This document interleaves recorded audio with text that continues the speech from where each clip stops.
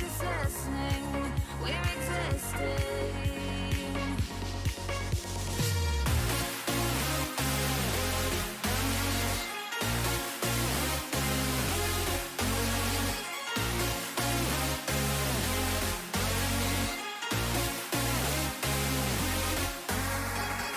We stay when the music plays. Let's drop below where the people sway.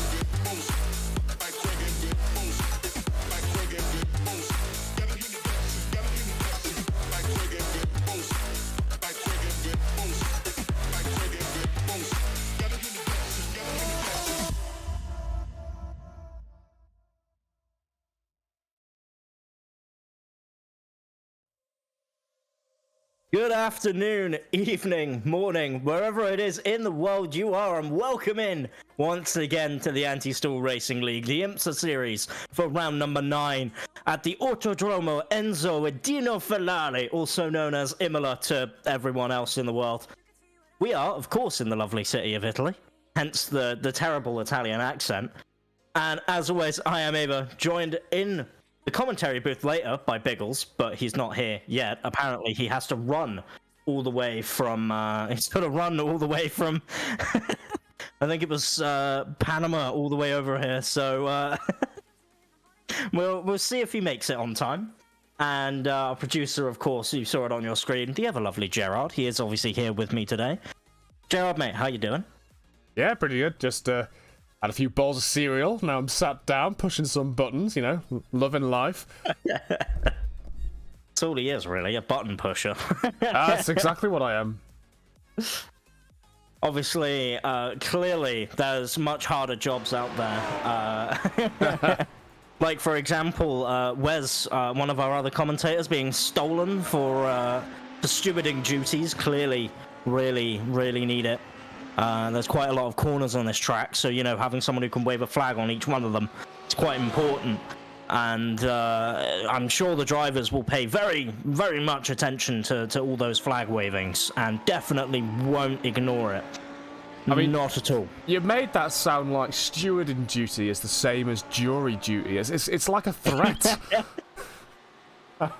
Hey, look, I'm just saying that sometimes it happens, okay? And speaking of our race stewards, we also do have Steve in the race stewards box as well. It's not just Wes, but Wes, of course, has been stolen from us in the commentary booth, and we will not forget this, stewarding team. We will not forget this.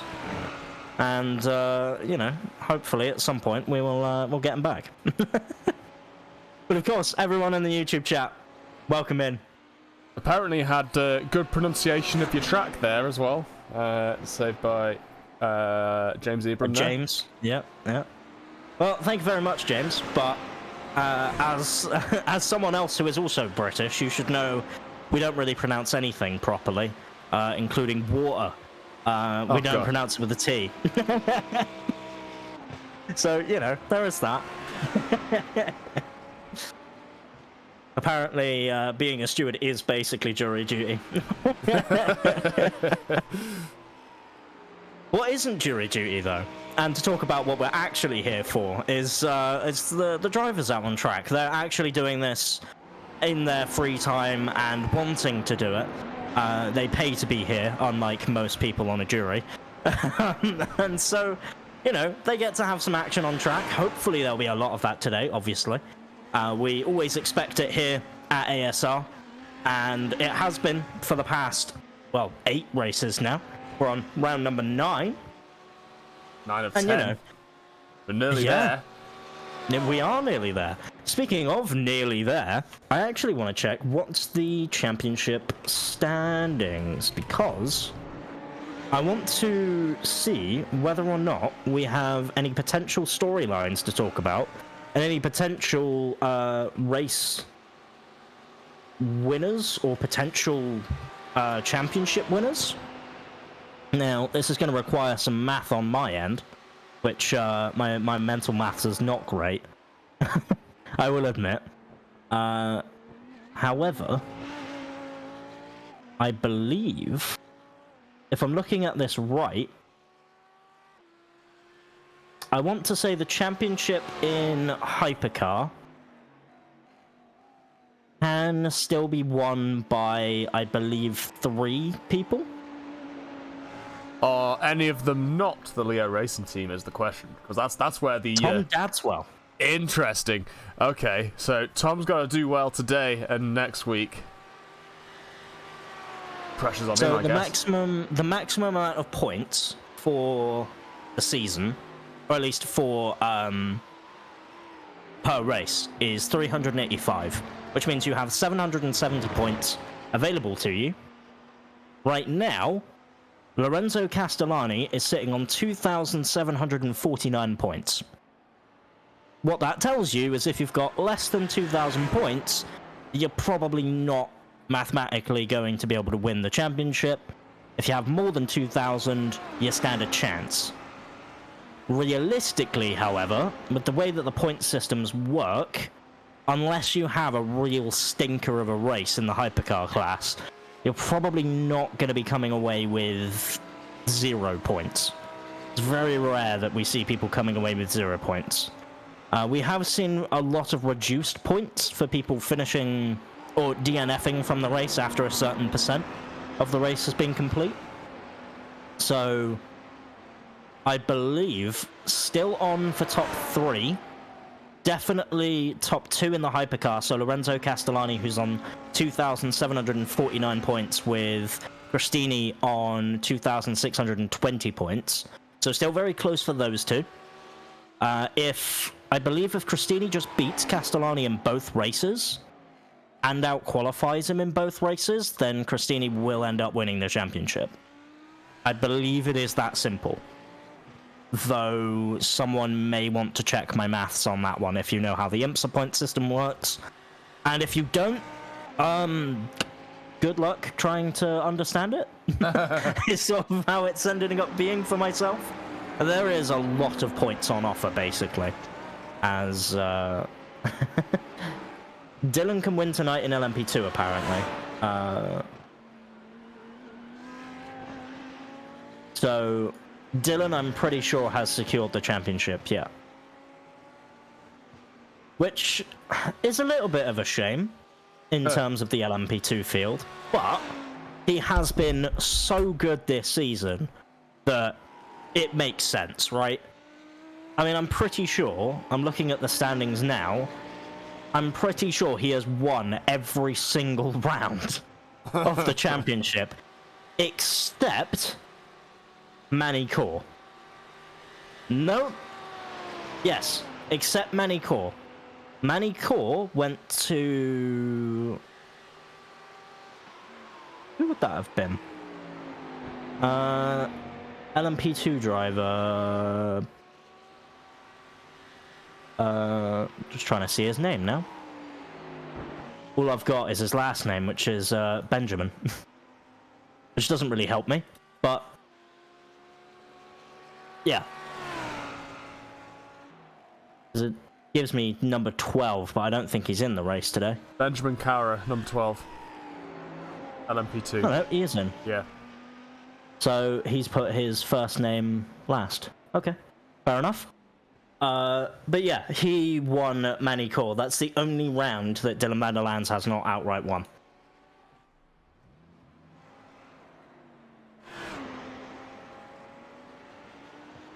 Which is incredibly impressive.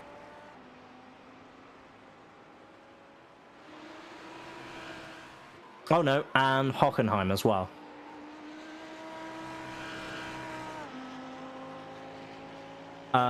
But that's the LMP2 field, at least, in terms of pretty much it's now a fight for second place in the championship, and second place is actually really tight between a lot of different drivers.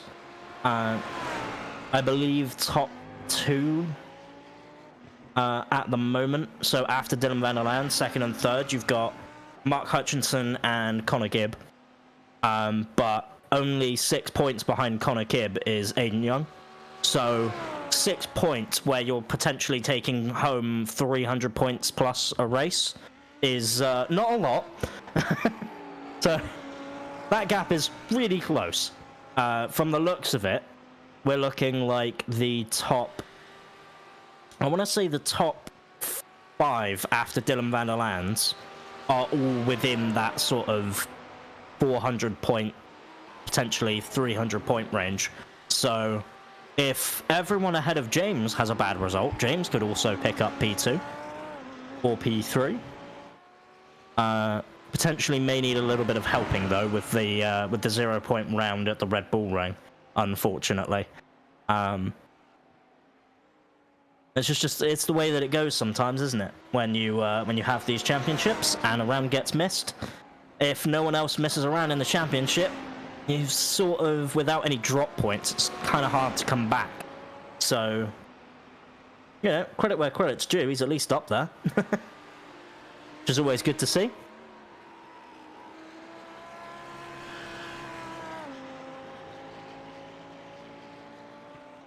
As for GT3, I'm pretty sure GT3 is just between 2 drivers now for the win in GT3. and that is two Leo Racing guys of the two who are actually first and second in qualifying. Alessandro and Fabio.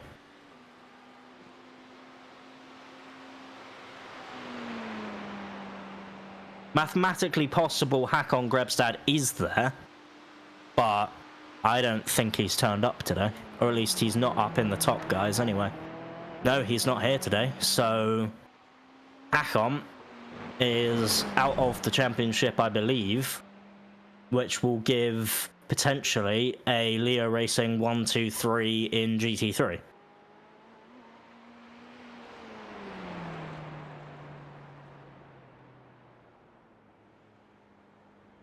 So, bit of a shame.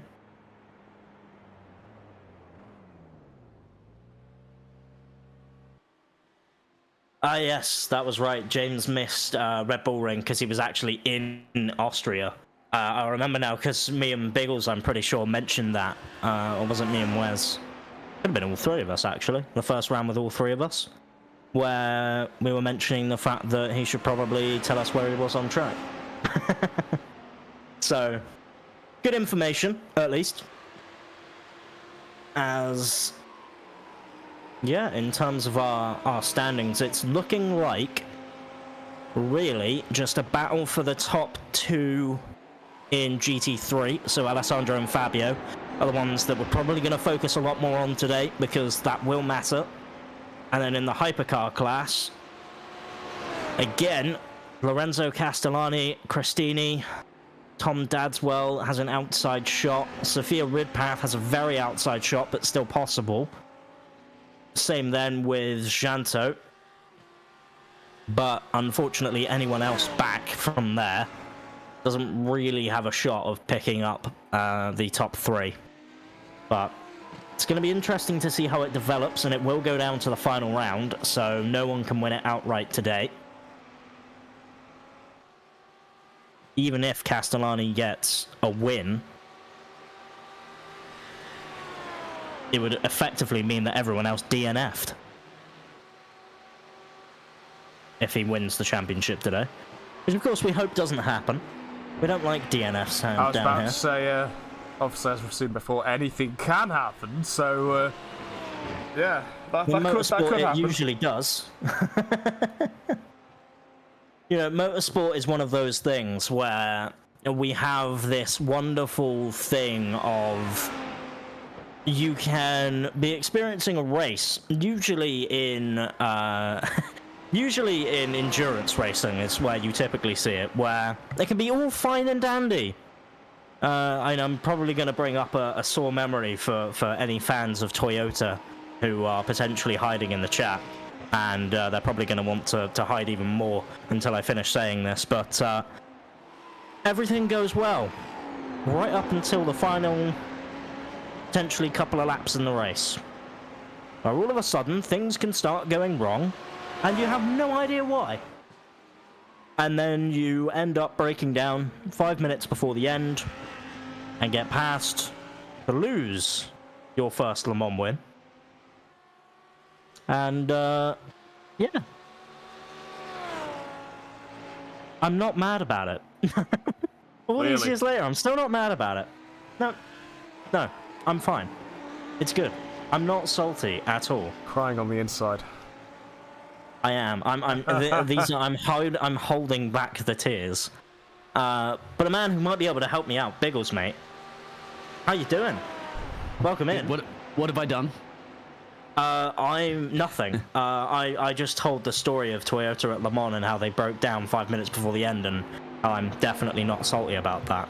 Because we were talking about how we don't want anybody to DNF because it will spice the championship up. And, you know, we were just saying that anything can and will happen in motorsport, and it usually does. And then I brought up the story of Toyota, and now I'm sad. But, you know, these things happen as GT qualifying is done, and we see Luigi Nespolino. We could get a couple of protesters to go across the laid across the track or something like they did in Silverstone. Maybe that might throw us better in the mix late in the race. I apologize. Hey. There is a squeaky, barky dog that's across the street for some reason, and you're going to pick it up in the background because it won't shut up. It's a neighbor's dog, not mine. It's just Hey, all you annoying. need to do is just throw it a bone, right? That's how that works. I get an ultrasonic thing that'll just burn its ears. Well, not very kind, but just those ultrasonic things that the dogs don't like the sounds. Yeah. Yeah, I know. That's we shouldn't really advertise animal cruelty on stream. It's not cruel. It's not cruel. It's just like somebody's. It's just like a blowhorn that's loud Yeah. to you. You know what I mean? That's not gonna. Well, if it anyway. No, I'm not gonna do it. Gonna get shut down by Peter in 3, 2. 2, 1. Yeah. And we're still live, so hey, they weren't listening. Of course, because our fossil fuels are killing all the animals anyway, is what they would say. Of course, we aren't actually producing any fossil fuels. Well, the animals were because of fossil fuels. Fossil fuels, weren't they? Those damn dinosaurs. Because it's like, what the oil we use is effectively just all of the old rotten stuff that was just left, right? Yeah. Yeah. I mean, you're gonna turn into oil. I'm gonna turn into oil. You'll turn into oil at one point in the future. But anyway, what we are doing is that we actually are saving the planet a little bit, considering we're not doing real motorsports, just on the virtual motorsports. At least all we're doing is just burning the energy, aren't we? To play the simulations. Yeah, and I mean, I don't know how ancient things are in some people's homes, but I hope that you aren't getting your electricity from fossil fuels. Maybe you are. I mean, maybe, if you have a generator. You would be in Australia, unfortunately. You still have a lot of coal plants there. Yeah. But of course, that's been the way of the future. Apparently, seems to be going to solar power, which I mean, that's great if you live anywhere that gets a decent amount of sunlight. Of course, that doesn't work. Australia in the outback, not a problem whatsoever. I was gonna say it doesn't work for us here in England. We don't see the sun. You get, what, two sunshine days a year on average? Yeah, pretty much. And they're usually in winter too, so that's not even like it helps. Oh, you can always tell when somebody's from the UK or Europe when they come to Australia, because they're completely white, no tan or anything like that. They go on the beaches. They go on the beaches in Australia immediately, or even out in an hour without putting a sunblock on, and they turn red really quickly. You're like, you must be from the UK. Yeah. They haven't even said a word yet, because that's also, of course, the other way you would know. Yeah, and speaking of Brits, by the way, James Ebram did take P1 for a moment before the French of Robin Duhamel decided to spoil his fun. And of course, there is one thing that we do need to talk about regarding LMP2. Obviously, we did mention it earlier, Dylan van der Lands. Of course, if he just finishes today, he will be able to win the championship. And I believe it is then a battle for P2 in the championship in LMP2. And James Ebram potentially could still get it. He's going to have a lot of hard work to do. And I believe it is between Connor Gibb. I want to say it's Connor Gibb, Mark Hutchinson, Aidan Young, Robin Duhamel. So, effectively, our top 5, as it stands right now, are the top 5 minus Aidan Young of the championship. So It'll be that's interesting because we have one Italian currently at the moment in this class that you think this is their home track. Of course, As yeah. mentioned before, so we'll see if they can get it done here in Imola. And one thing, right? Because Gerald and I were talking about this before the stream, and essentially a controversial take. But out of the Italian circuits, where do you rate this one? Below Monza. You like it? Below Monza, yeah. I think drivers like this more than Monza generally, because it's got more elevation changes and stuff like that. Yeah, I mean, I think Monza's been one of those tracks that you grow up as a kid or whatever like that. Every time we play any racing games or simulators or some of that, Monza's always one of those tracks, isn't it? That's generally always on the grid, always on the calendar. So that's to me, it's always been kind of like that thing, you know, just Monza. And I'm not saying as a kid the old Monza, the oval Monza. I'm not that old. I was That's going fun to to say, chat. were you around there? Were you around when they were racing on the banking? Yeah, of course. Yeah. Seat belts, helmets, who needs them? Good old 60s bathtub F1. Yeah, but you imagine the sheer horsepower they had in those cars back in that day. No, none of these fancy gizmos on the steering wheel, the traction control and adjust your brake bias and all that sort of stuff. Just a steering wheel and an on and off switch. Yeah, I'm pretty sure some of the first F1 cars had like 200 to 300 horsepower. But they were so light, they didn't need it. They didn't need the power that we need today, you know? And it always makes me laugh when I saw a video earlier on today of people comparing the race car versions of like regular road cars. So like, you know, you've got the Lamborghini Huracan GT3 and you've got the regular Huracan. So, you know, you've got your road going version, you then have your race version, and how they were like, despite the fact that the race version has less horsepower, it's still so quick. Like, in almost all aspects, it is faster. Just everywhere. Except for top speed, which is where you would expect it to matter, right? Like, if you gave that car a long enough straight, the Huracan GT3 would not be as quick in a straight line as the regular road-going version. With the same tyres as well, of course, because, you know, that helps. Yeah, you're Having right. slick tyres versus road car tyres. I mean, I remember getting my GTR Skyline up to 300, just sub 300, just past it. K per hour. Doing that in a Straight line. Yeah, straight street isn't on like a back forest thing. The only reason why I had to slow down, actually, I wanted to keep pushing, but the road, it got too bumpy. Okay. And the road's not really bumpy, but at those high speeds, yeah, the car starts to lift quite a bit. Yeah. My girlfriend banged the head on the top of the on the roof of the car. At that point, I'm like, okay, I gotta slow down now. I want to do, but it's fun. It's nerve-wracking at 300 plus k per hour. Of course, if you go, please don't blow a tire or anything like that happens. So for any of us British in the chat, that's equivalent to 186 miles per hour.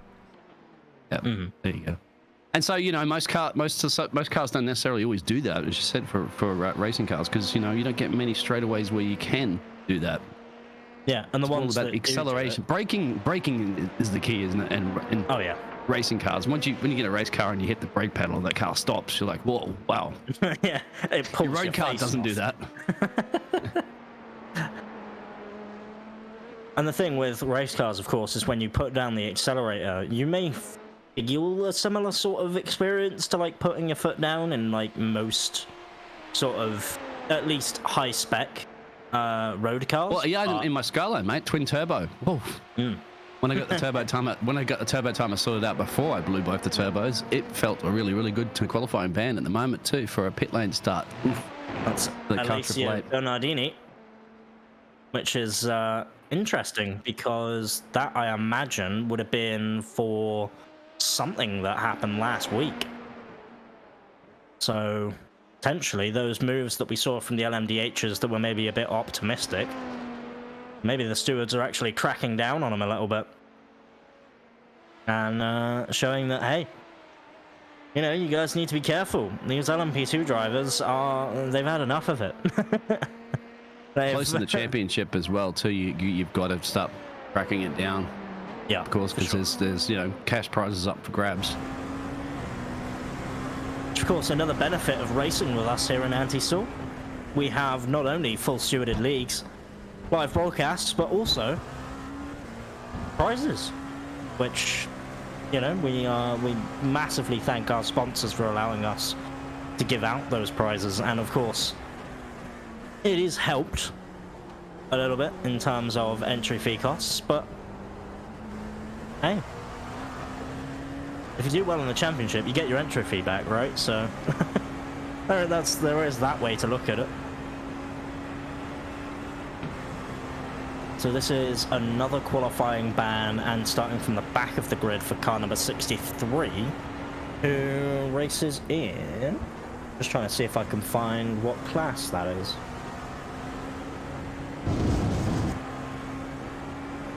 My eyes are failing me.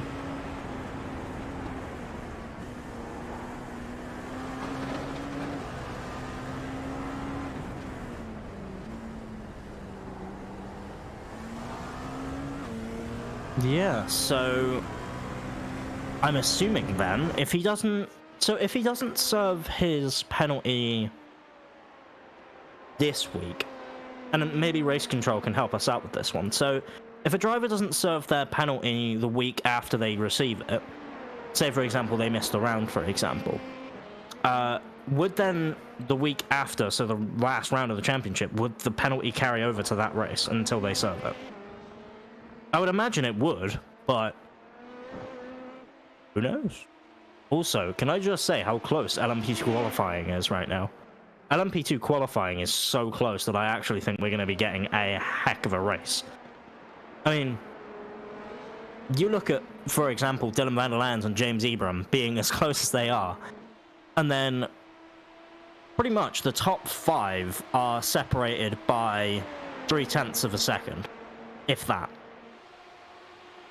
Maybe if we can pull up the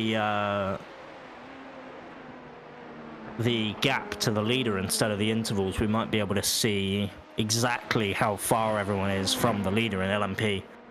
And yeah, you're looking at Mark Hutchinson's 0.358 back from Dylan van der Lands, and then Aiden Young is 0.5 back from Dylan. And then we move on to quite the gap after Aiden Young of 2 seconds for Matteo. Whether or not that's because Matteo hasn't got a proper lap in yet, potentially, but I mean, it's looking pretty close in the top 6 of LMP2 at the very least, and then GT3 as well was rather spread, but the top 2 that we're really looking at for the championship are still pushing each other super hard. And like we said before, and Biggles, you mentioned this, that a lot of the drivers tend to like Imola more than they do Monza. And I think that shows in... Like, you can tell which drivers race on this track more than others, as the pace difference is clearly there. Like, it's a lot bigger of a spread, I usually notice, than, say, for example, like Monza, where... Yeah, alright, the track has less corners to really find that time difference, but I don't normally find the same sort of spread happens at those tracks compared to a circuit like, for example, Imola. And I wonder if that is, as you say, because it's not... Imola is not necessarily one that's quite common in a lot of simulators and other games. You know, it's like people don't have the track time necessarily that they would on other circuits. Absolutely correct. This track as well, too, I think it's much more technical. If you look at Monza, really, it's the nailing the turn 1, turn 2, and of course, Adversari. They're the key time makers, and then the rest of it, pretty straightforward. I'd have to say, well, to a degree, pretty straightforward, but yeah, that's Monza.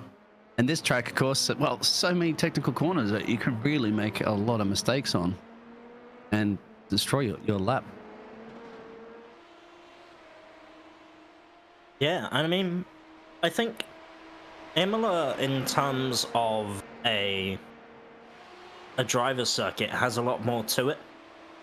Of course, it's a little bit harder to maybe learn initially than a circuit like Monza. As you say, the lack of corners that Monza have means that every single one of them you have to maximize if you want to be fast.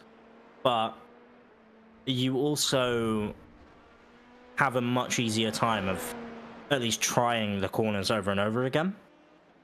For example, turn 1, I mean, once you find your braking zone for turn 1, it's then just about, right, now how can I carry more speed? How can I, how can I potentially brake that little bit later? Or how can I get on the power just a little bit earlier? How do I minimize the steering inputs in and out of the corner so that I can just get in there, get the corner done, and move on? Whereas a circuit like Imola, there's a lot more flowing corners where precision, I think, is more key over just trying to get the car turned in and worry about the rest of the corner later. You know, it's like, for example, that we have one chicane here.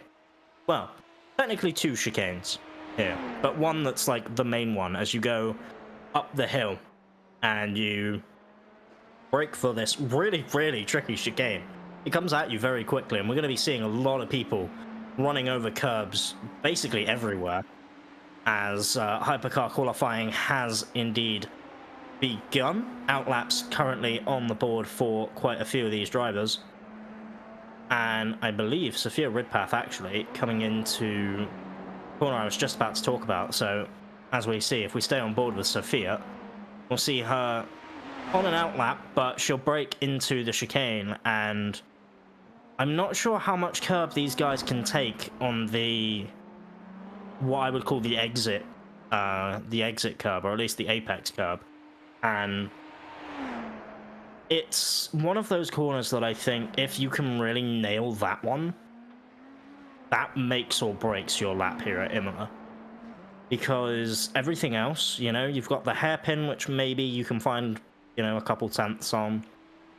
Everything else is more like, as long as you can feel the car through that corner and you can actually like do it smooth enough. It's hard to say whether or not it's less technically demanding than other circuits, but I feel like a lot of Imola is much more based around your general feel of the car, rather than like, as I say, maybe, you know, I would say it's almost in a power of like Suzuka, right? The way you drive Suzuka is it's a flow. So once you get the flow, your lap times will come. And that's the same way I think about Imola, is once you find the flow of the circuit at Imola, you will find that time. But a circuit like Monza is very stop-start, so you don't have the time to find like a groove. It's just, well, most of it is a straight, so I'm just kind of waiting, you know? Yeah. I don't know, I ramble a lot in qualifying. I think that's what we're realizing. It's perfect. You know, we got our pictures and pictures back up again at the moment, so you can see in the bottom right-hand corner, riding on board with Sophia. And of course, you can see Sophia's pretty livery out on the top left. There's, of course, a little bit twirly-whirly coming out of the final corner down the main straightaway right now. DRS activated. Beep. Nope. Hug the wall.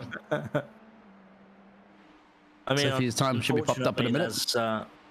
This is Tom Dadswell we're on board with, the Altitude Esports team. Tom Dadswell's time should come in soon, unless he invalidated the lap. It seems like he has. Sophia Ridpath currently on pole then, as Lorenzo Castellani, by the way, sets a lap time that is not particularly too great, as Kevin Stam, big boss man, currently in a rivalry, it seems, with Sophia. I think that's fair to say. Those two drivers have been very much battling on track quite often throughout this season, so I wouldn't be surprised to see Kevin and Sophia again very close in lap time. Oh, you want to see a fast lap time? Yeah, Gianapolo for the Leo Racing team here at home, of course, with the 50,000 screaming Tifosi fans. He's got the first sector and the second sector as purples. Just a green there, been replaced by Andrea. But this should be up the top of the timesheets. Now, you'd be expected here as an Italian to kind of win this race, is actually sees a teammate go, oh no! And he goes off as well. They both did. So that's following the driver and not your own racing line at that point. Probably a little bit of yeah, let me see what I can do, what you can do moment. Leo racing drivers racing each other even in qualifying. Shock horror. We would never expect it. Lorenzo should be crossing the line there. Bang, top of the timesheets. So that first lap then from Lorenzo Castellani we're expecting was probably just Well, I know it's not going to be fast, so I'm just going to cruise. Going to relax a little bit, get the tyres up to temperature, and then properly gun it second lap. Stick it on pole. And if you've got the pace, challenge me. Of course, one thing that I yeah, do we can buy them some pineapple on their pizza later on. I'm sure the Italians will love that. One thing I do want to bring up, actually, just while we're here, is potentially talking about the Wes in the chat as well, just informing us of some real-life motorsport. You know, for the people who actually pay attention to that. What's that? Real life? Never heard of it. Yeah. I thought it's all esports now. The only grass I touch is in a video game. But yeah, obviously we do love the support that Wes gives for ASR with his British BMW Mini RX Championship, which it's very cool, very cool. We do love a bit of rallycross, or at least I do. Not sure on anyone else's opinion on rallycross between us in the commentary booth. Ryan goes to top of the timesheets. I didn't even see that being replaced there by Lorenzo, but there it is. So the Brit almost stole it away from the Italian there in a second. Sophie is third. Still got a couple more drivers to get their banker laps in, at least for their qualifying. Yeah, so Alessio Bernardini, I think, is the only one in Hypercar who will not be qualifying, having received a qualifying ban. So, Yeah, the 888 machine. Exactly. I like how Biggles just, you know, dodges the question, talks about someone else, doesn't want to talk about Rallycross, so there you go. Yeah, I don't know anything about it. That's the problem. I don't. I mean, good on Wes. I love it out there. Support it. But yeah, can't talk to me about Rallycross, unfortunately. I don't know anything. There's a car going off the road there, actually, just up the road there from Lorenzo. But You heard about Rallycross. There you go. That's your introduction to Rallycross. It's basically too much motorsports to keep up with. Yeah. I mean, supercars coming back though. That's a big talking point of the new supercars anyway. In the Aussie V8 series. Oh yeah. Spitting Flames apparently are the new supercars, which is oh nice. You know, Greta is of course going off on Twitter about that one. I'm coming off a 4-hour testing session for Formula One earlier today, very early in the morning for me. Casting that one for another channel. that was fun for the Formula One testing, of course, with half the drivers out on the track. Interesting days to see. It was interesting certain points there as well too, to see Williams even go straight up the top of the timesheet for a little bit, but of course it's just testing. So many different tyres that they're using too on the Formula One this season with the different compounds. I was going to say, you can never really tell what happens in a test session, can you? You don't know who's left the sandbags on, or who's running up with a B-spec car, or, you know, what's going on. And then, of course, the other thing with testing is you have the test drivers to worry about. Of course, none of that relating here to the ASR Championship, of course. These drivers have been driving for the entire season, have been fighting the entire season. And at the moment, it looks like, once again, in your hypercar category, that it's pretty close, honestly. Between quite a lot of the, at least the top three. Wonder if Frassinetti can make his way up there, and Gianpaolo as well. We saw Gianpaolo was quick, but maybe just not able to get a time yet. And it's very tricky around this circuit, very easy to invalidate your lap time. So, if you invalidate it, you obviously then have to go again, and that one lap magic that you had, all gone. Well, see about Andrea. The 201 Italian machine there. Got a purple sector. I think that's a very important third purple sector. Really hugging the wall now, crossing the line. This is going to be very, very close to Lorenzo's time, I would imagine. Overtakes him. Yep.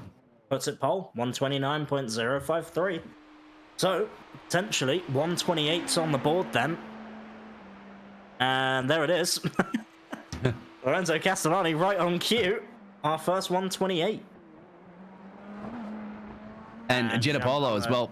Giampaolo, yeah, that's another one. I think the Italian's going to look at locking this one out the top 3 because you can't have Alessio because the qualifying ban. Otherwise, it'd be our top 4 lockout here at home. We'll see if anybody else could do about it. But Giampaolo doesn't make any mistakes, but gets a purple sector. This could be close for a P3 position, maybe a P4. Proves in the final sector as well, so he has put in a pretty reasonable time. P2. And indeed, another 28. One of only 2 drivers into the 128 so far. And Lorenzo's just responded big time. Purple sector 1, purple sector 2. He says, I'm going to be the top dog Italian here in hypercars. Purple sector 3. This is going to be a super quick lap. This may be a 28 mid, 28.3. I mean, it's probably going to be 28.3, maybe 28. I mean, 28.3 just sounds so ridiculous, doesn't it? It just doesn't sound right for these cars. So we'll have to see. Can he nail the final couple of sectors? He's improved on every single one so far. And to the line, he is going to, as you say, hug the inside line as tight as you can. Goes yellow, though. He's down in his final sector, but 128.587 is still really, really quick around here. That's still rapid pace. So we'll have to wait and see. And that's half a second quicker than everybody else. Just like that. Where did you pull that time? Giampaolo up again in the 4th sector. So we'll have to wait and see. Can Giampaolo answer back? Can Giampaolo go quicker? I don't think it'll be quick enough to hit a 128.5. But maybe with a couple of improvements. Hitting that wall if he keeps hugging it that much. Oh, yeah. Shave's so a bedtime shave. Getting it, yeah, a 10th off. Because he did a 128.9. So I think that top time at the moment from Lorenzo is untouchable at this point. I'm not seeing anybody else sitting in any purple sectors, so we kind of expected the Italians to dominate here at home, and at the moment they are. Nah, and then again, you don't get any points for qualifying, do you? You're going to get points for race results. No, you do get points in qualifying here. Okay. Yeah. Oops. My bad. It is, I believe, 10% of what you would earn in the race. So I don't know what that actually equates to because I don't have the IMSA point standings and point totals up on my screen. What about the boss man? He needs to improve, otherwise he at the moment is essentially second last with the 888. Well, the 888 ban, of course, there will be last, but of course, yeah. So on the track, pick it up. You're supposed to be, you're the manager of this league, you're the owner of this league. Gotta lead by example, Kev. I think he might get a good time in here. Although saying that, we do already know that it seems like a lot of people race him incredibly hard, and as we remember from Suzuka, Sophia Redpath, of course,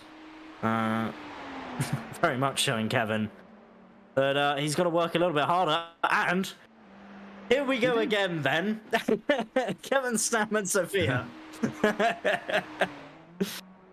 Keep an eye on Tom too. Got a purple sector there. Mm. So maybe he could bring it to the Italians here if he could hook this one up. I reckon this might be a 128.6, you know? Yeah, he got 8.56. 1/1000th of a second slower than Giampaolo, yeah. But at least he's broken up the Italian party for now. And you think the craziest thing? Sorry? Lorenzo's still going faster as Kevin out the pit lane decides that he's going to try and see how an LMDH brakes on grass. The answer? Not very well. I thought he would know that by now, but you know. Hey, at least now he knows. Now he knows. Good luck there to the drivers and especially Petros GT3 Greeks team. Yep, why not?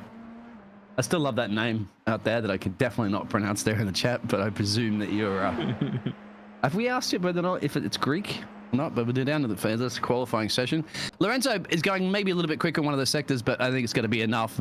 Tom may be able to do something here. He's improving a little bit. Yeah.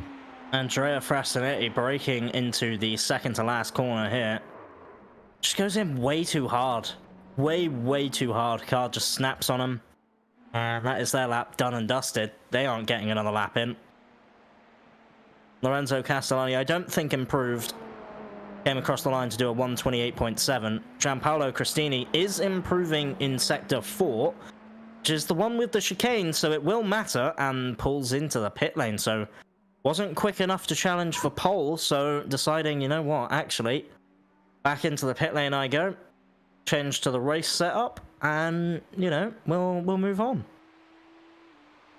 As Janto...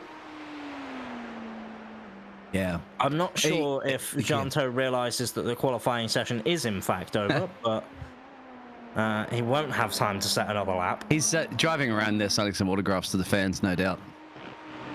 Of course, there's a famous statue of Ayrton Senna. You might see it, or might not. There's Ayrton Senna pictures and everything all over here. Tributes, of course, to the great man himself, who sadly lost his life here. I believe there are actually some track cameras, some scenic track cameras that will display it. Not necessarily on the default iRacing ones, but I do have one. Yeah. Use the camera tool. Yeah. If you use the camera tool, have a little bit of a fly around Imola. If you own obviously iRacing and you own the circuit, have a little fly around, see what you can find.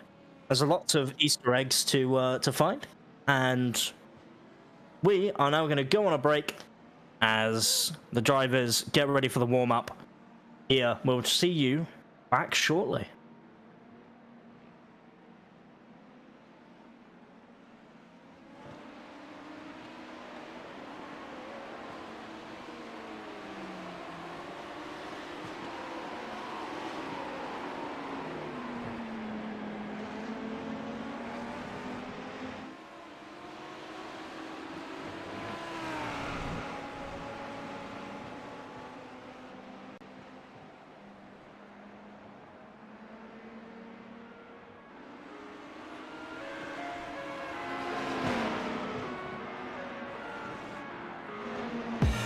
I live inside my own world of make-believe. Kids screaming in the cradles, profanities. I see the world through ice covered in ink and bleach. Cross out the ones who heard my cries and watched me weep. I love everything. Fire spreading all around my room. My world's so bright, it's hard to breathe, but that's alright. Hush.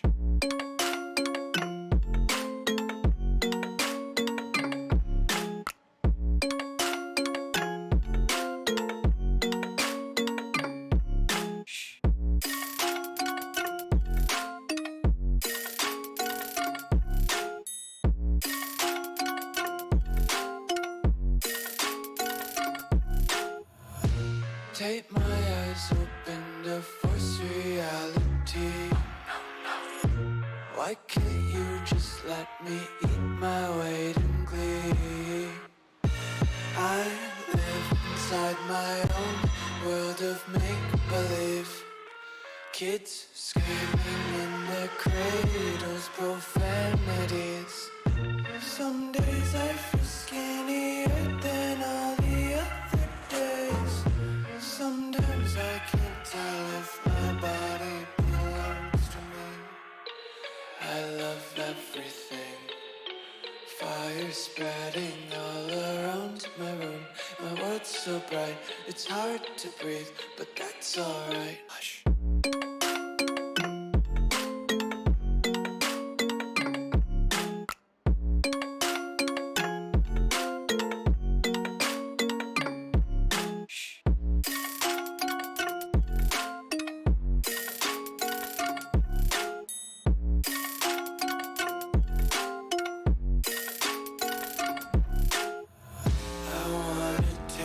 Content, hold your breath and feel the tension. Devils hide behind redemption. Honesty is a one-way gate to hell. I wanna taste consumption. Breathe faster to waste oxygen. Hear the children sing aloud. It's music till the wick burns out.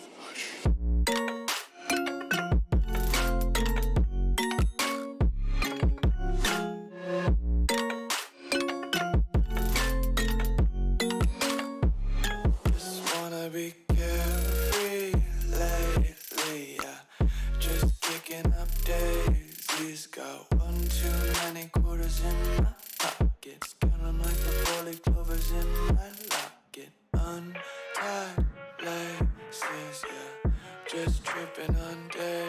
Dreams got dirty little lullabies playing on repeat. Might as well just ride around the nursery and count sheep.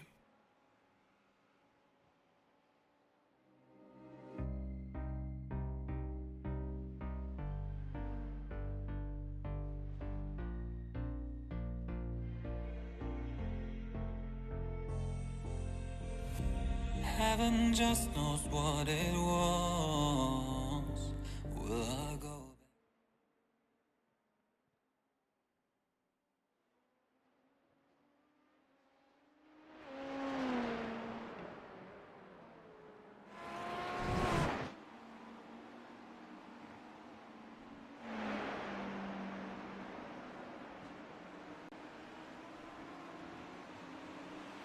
And welcome back, ladies and gentlemen, from upon Biggle's request. I'll say the full name again. We heard it before, but we are back at the Autodromo Internazionale Enzo Edino Ferrari, also known as Imola.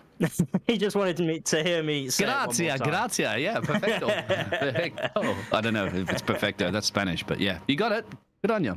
Yeah, and you know, I'd like to think my Italian accent isn't too bad, but it's definitely not proper. Hey, maybe if some of the Italians listen back to the stream, maybe they can give me some advice. You know, how true. can I make it more accurate? You know, I think you've got 9 currently on the grid, so yeah. It's There's about plenty a of them. third of the grid are Italian, so I hope you get it right, and obviously let us know if it does get it right. I And mean, they do like their pineapple on their pizza. I don't know how many times I told you. You have to use a VPN, I think, if you want to look up pineapple on your pizza in Italy, because otherwise it's blocked. Anyway, we're going to get ready to go. So I don't know if you want to do the picture-in-picture or something like that as well, till I can focus probably on some of the action at the front and some of the other action we can do behind. as of course leading the way in GTP, also known as LMDH or Hypercar, depending on how you want to call it. We call it Hypercar here.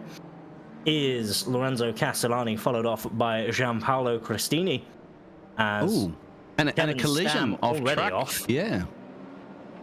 I'm Kevin? yeah, unsure why Kevin got punted there, but I'm sure we'll find out at some point. What actually Unless he happens just if went you off do the get track by punted on there himself. before the lights start? Can you resume back to your grid You position? get yeah. Oh, they're off anyway. You do get I think. penalties, as they have gone past the line now to start the race, so they can start the race between now and the line further ahead, and indeed they do go. Lorenzo Castellani leading the way then from the other two Leo Motorsport guys, who seems like it's a pretty good start so far from all of them. Pretty clean so far as well. As moving in, there was contact they've made. contacted. The Altitude Yes. Esports driver, I don't know which Altitude Gianpaolo. Esports driver that was, but immediately hits into the back of them then, as the LMP2 field is go.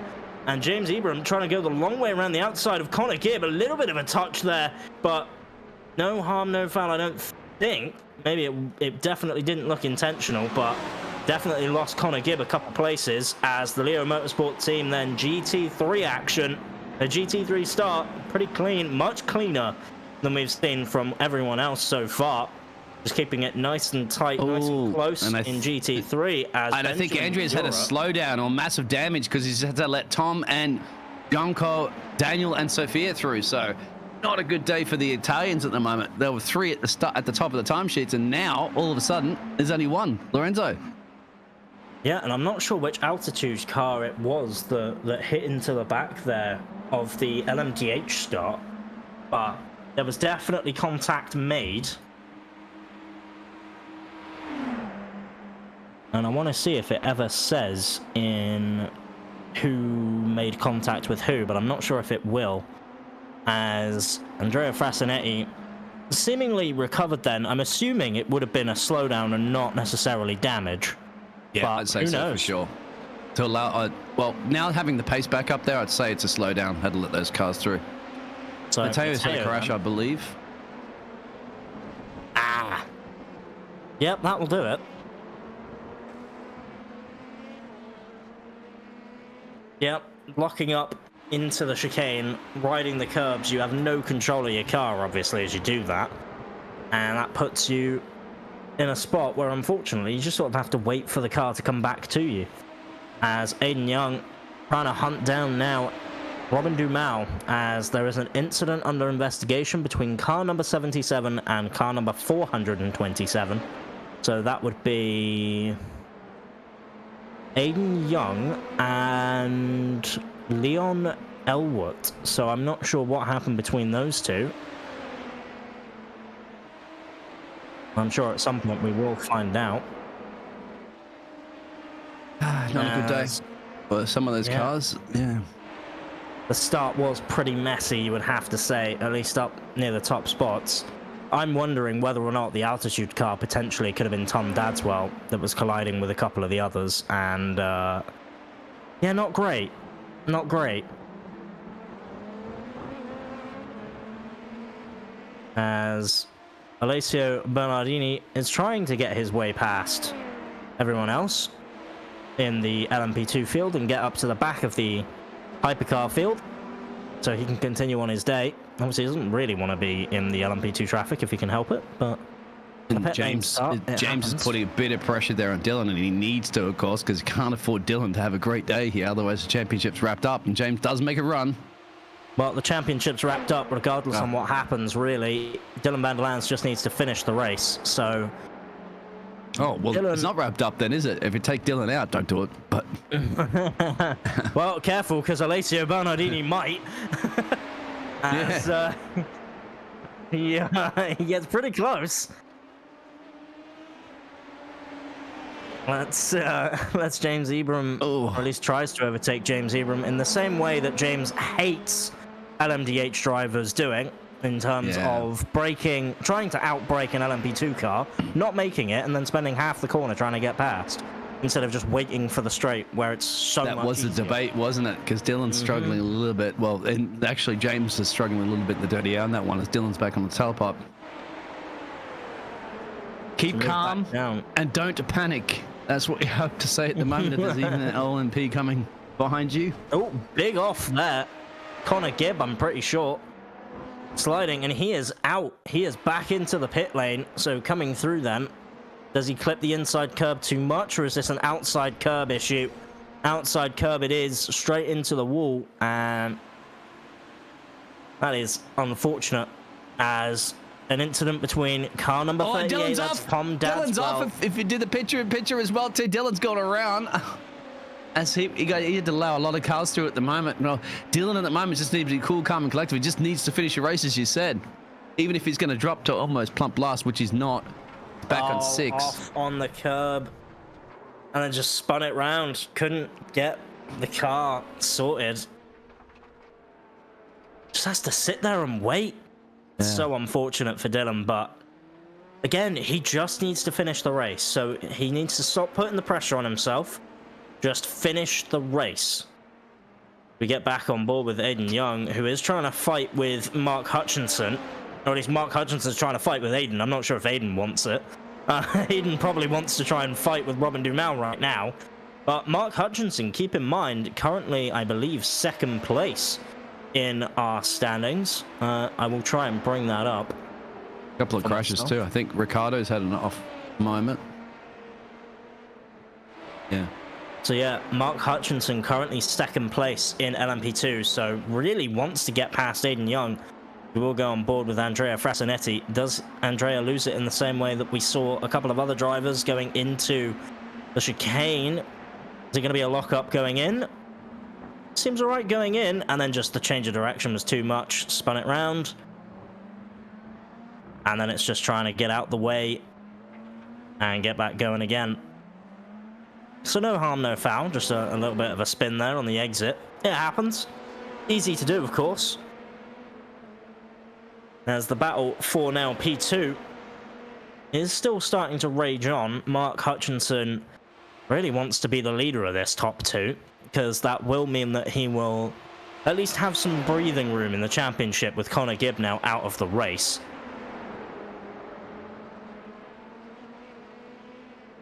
I'm on board with Mark. the 33 machine. As you can see, Aiden Young and Robin just up the road. That's about a full P2. Robin in that P2 position currently at the moment. James is 4.4 seconds down the road there. No pressure anymore from Dylan that he had. Oh, as you can see, he's loving this battle in his mirrors, but way down the road. And of course, that's going to allow the likes of Robin Dumal to pull away, right? If these two start battling, if Aiden Young and Mark Hutchinson keep battling, then Robin Dumal can start pulling away, start extending a gap, and then by the time Mark gets past Aiden Young, he's not going to really be able to make a move, as the mistake there came in from Mark. Maybe thought Aiden was going to be a little bit quicker through that corner than he was, and Aiden, just again, keeping it nice and close to Robin Dumal for the moment. And, you know when I said there was going to be a battle between Kevin Stam and Sophia Ridpath at some point during this race? That seems to be brewing. Kevin Stam right behind Sophia Ridpath currently. And once more, in the GTP fight, we are seeing Kevin Stam, the boss man, versus Sophia Ridpath, who trying to take the fight to the Leo Racing team as well. Obviously can't do so yet, and you know, with the mistakes that we've seen, I think Gina Paolo's gone off the track somewhere, and everybody's passed there. Let's have a look it's at this currently one. in pit exit at the moment, so Oh yeah, a pit stop. just Sorry. had to do a pit stop as the GT3 traffic coming in then for these hypercars, and this is where we're going to notice a bit of spice, you will imagine, as all of the hypercars will try and get through as easy as possible. Of course, all of the Leo Racing guys, so Frasinetti, Bernardini, Giampaolo, all having been affected one way or another. The incident between Bernardini and, well, himself for the for the start of the pit lane start, I should say, and then Frasinetti and Christini, I believe, both got collected by the incident with Tom Dadswell, and I'm pretty sure that race control are currently looking at that one. They've definitely said that there's no further action between the car number 31 and 420. So, Oh, there goes Kevin. Oh, Kevin! tries pushing a little bit too hard, does Kevin, and clips the curbing, and you don't want to be doing that in a hypercar. So I was just going to come along and say it's quite amusing, but Kevin is currently streaming his perspective in one of the Discord channels. But not only is he doing that, he's also streaming his heart rate. and I had a quick hover over it just to check out what it was. During qualifying, it was down at 88. Right now, it's at 124. Oh, have a look at the battle for the Italians as well, too. Oh, as he got held up by GD3 car, Valicio and Andrea. They went tooth and nail on that one. So there's a lot of action on track, yeah. Kevin's heart rate. Well, we got the defibrillator ready for you, Kev, so don't worry about it, mate. Oh, another GD3 car just catching in the wrong place, unfortunately, there for the AAA Italian that had to start, you know, from a qualifying ban. And, you know, to make it all the way back up to challenging Frasinetti already, considering Frasinetti started right up near the top. Yeah, Frasinetti had some incidents, but that's pretty good going from Alessio. He's definitely got the pace then, it seems. As Mark Hutchinson and Dylan Vanderlands are once again still tooth and nail battling it out. And I believe Robin Dumal has actually managed to run away a little bit. Maybe not as much as he would like, but it's definitely looking like it is getting relatively close. As Mark Hutchinson with the slipstream, is he going to be able to make a move here on Aiden Young? No, he's just going to sit back and wait. Probably wise, considering how big of a straight you've got. If you can get a nice, good exit, Mark, maybe the move is on for you. Into turn number 1 we go. Aiden Young having to try and defend as much as he can, and look at the hypercar in the background. Maybe we'll get involved into T1. So Mark Hutchinson with the slipstream will go to the outside of turn number 1. Is he going to be able to make the move done? He outbrakes into T1. A little bit of contact between the two, but it didn't upset either of them too much. The hypercar comes through, upsets the battle a little bit, but move well made from Mark Hutchinson. Gave all the racing room, and the contact really came from Aiden's side, you would have to say. And, you know, it was still fair. None of them went off. And the battle continues. Aiden Young now has to try and get back and do the same thing. All's fair in motor racing, especially when you got about 50 minutes to go at least, so it ain't over yet. Till Barney waves that flag. And of course, we really hope that Barney enjoys the lovely company of Wes as well today. Wes having been stolen from us to wave some flags. You know, we're not salty about it, not at all. Wes, what are you doing? I mean, Battle for the Really? Italians as well, for the P8 and P9 in the hypercars. Now, I don't think there's any love lost between these two gladiators. They're going for it here. Of course, you know, Oh, they were absolutely. down in the Cosmoleum just down the road there before. Oh, it's spin right in the middle of the racing line. Who was that? And that's Shanto. Junk. Yes, lucky they both avoided the Colombian driver. yeah, Janto is not moving from his spot, so potentially it was Janto. If not, Janto has gone off somewhere else. He spun just ahead of both of the So Leo here's Racing Leon. drivers before. This is well up the road from where the hypercar guys are. So Leon coming into the chicane then.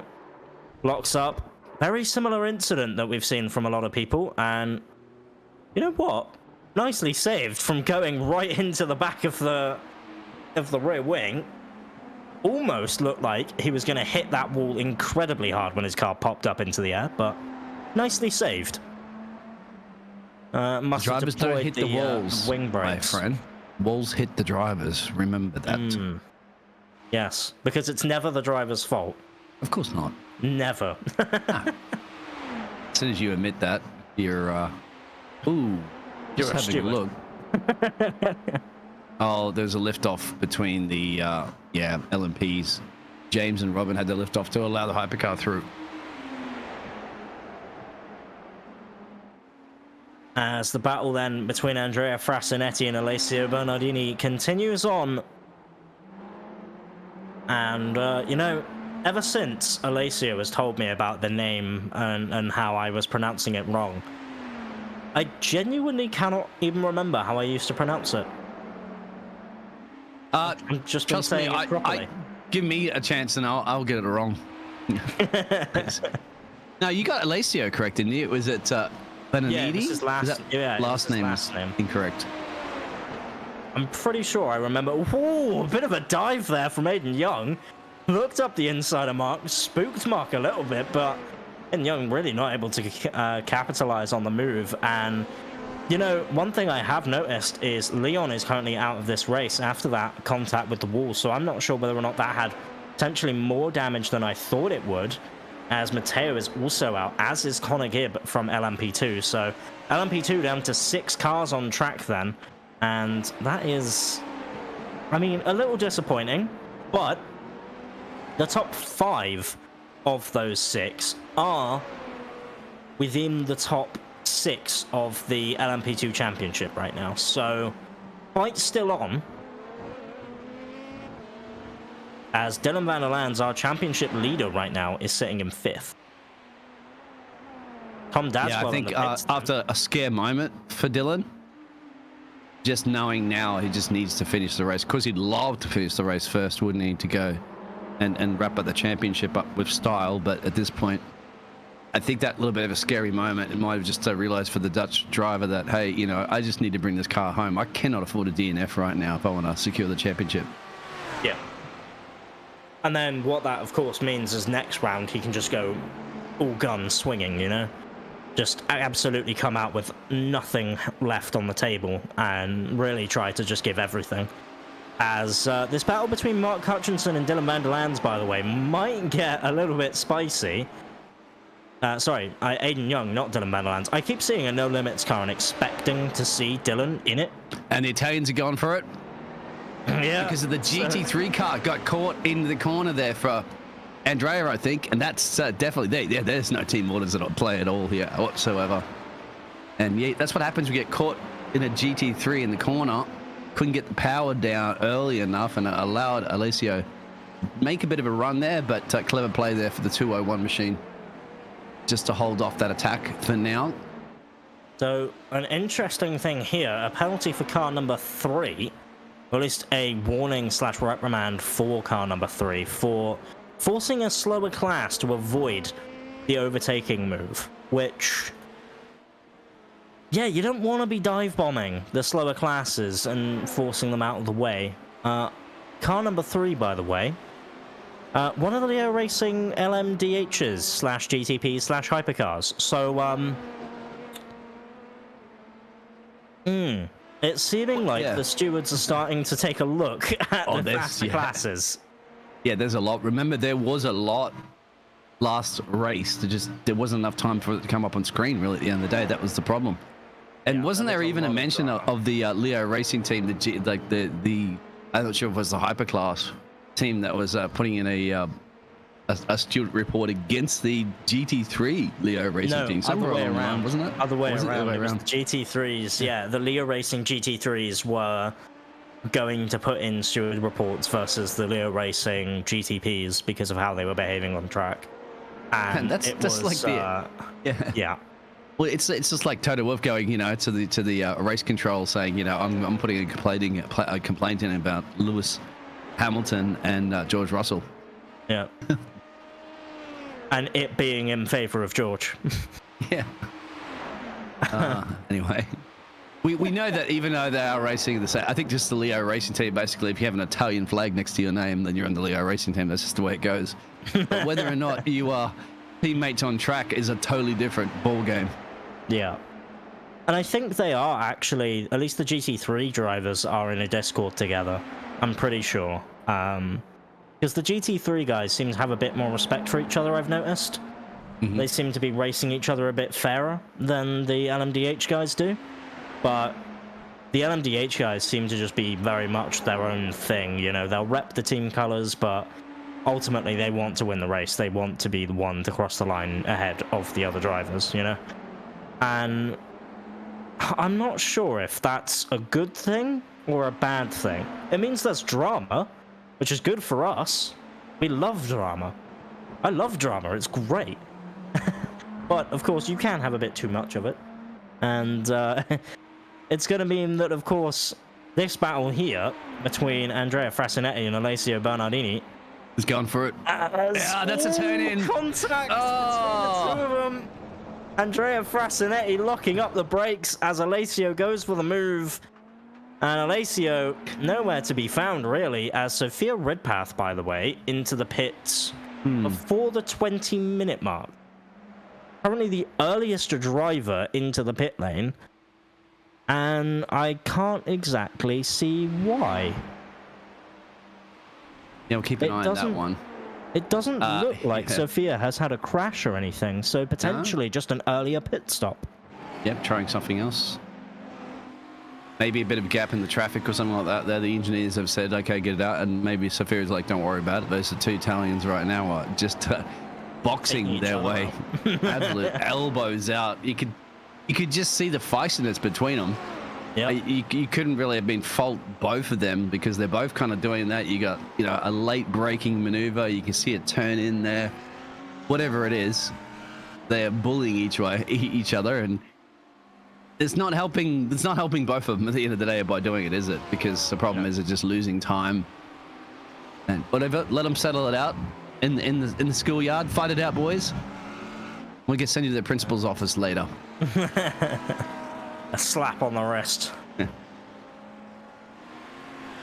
But who I feel sorry for in all of this is I feel sorry for anyone else who's going to get caught up in those two fighting. Oh yeah. Because they're The going to be like GT3 the cars that they're overtaking as well too are probably going to be a part of that party, aren't they? I think at the GT3s at the moment getting a radio message going, get the out of here because they're coming. And now anyway, they've been split up because Andrea has gone into the pit road, and that's a bit of a breathing space for the Leo Racing team. I think at this point, it's Leo Racing team, put them as far away from each other as we can, start splitting them up because they're so feisty on track right now. And, Keep an you eye know, on the Greek machine there, the 23. We know that Petros had a fan club out there, so Petros is in a little bit of a wars at the moment there. the entire nation of Greece supporting him. Yeah, That was, and the Spaniard up the road there. So we'll see if we can do something about the Spaniards. The problem is we've got to let this hypercar and LMP car through. And the which it does LMP, of quite course, well. wants to let through the hypercar as well. Yeah, exactly. As a penalty then for Andrea Frasinetti, 5-second post-race for causing that collision between themselves and Alessio Bernardini. I'm surprised that wasn't. Well, I thought it was both.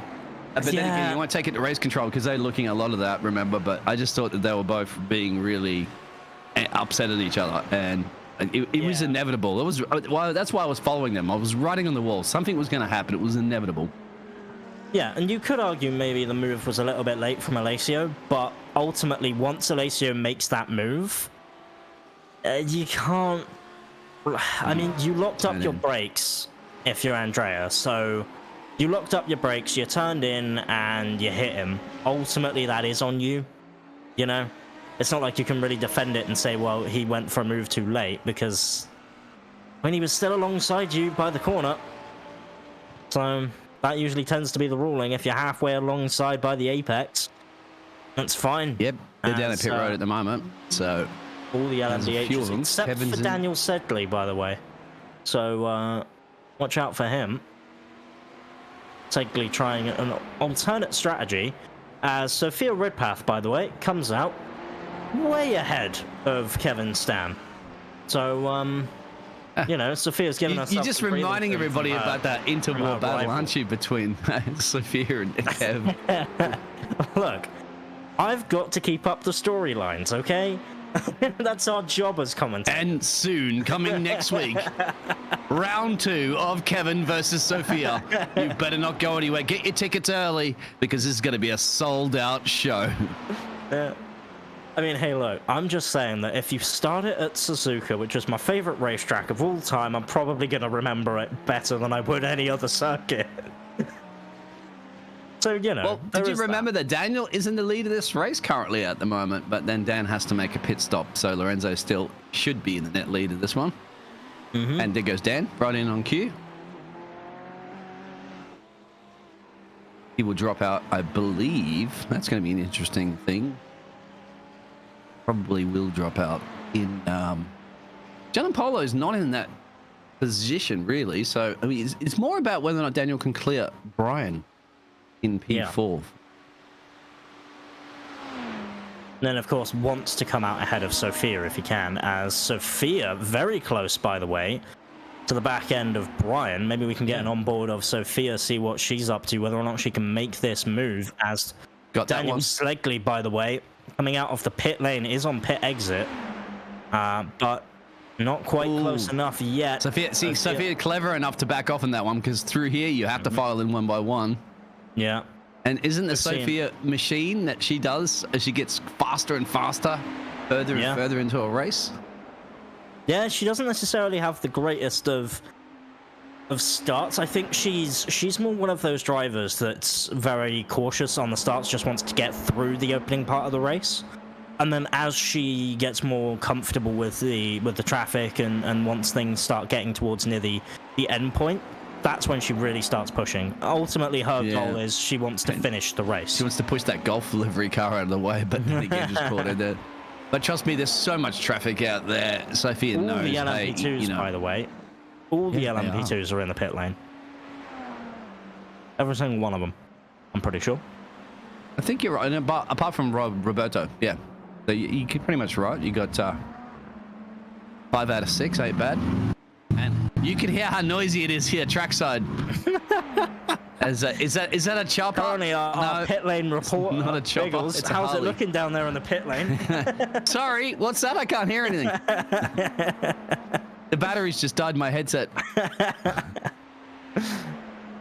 But yeah, James Ebram, by the way, actually managing to... I mean, Robin overtook him technically in the pit lane and then comes back out ahead of him.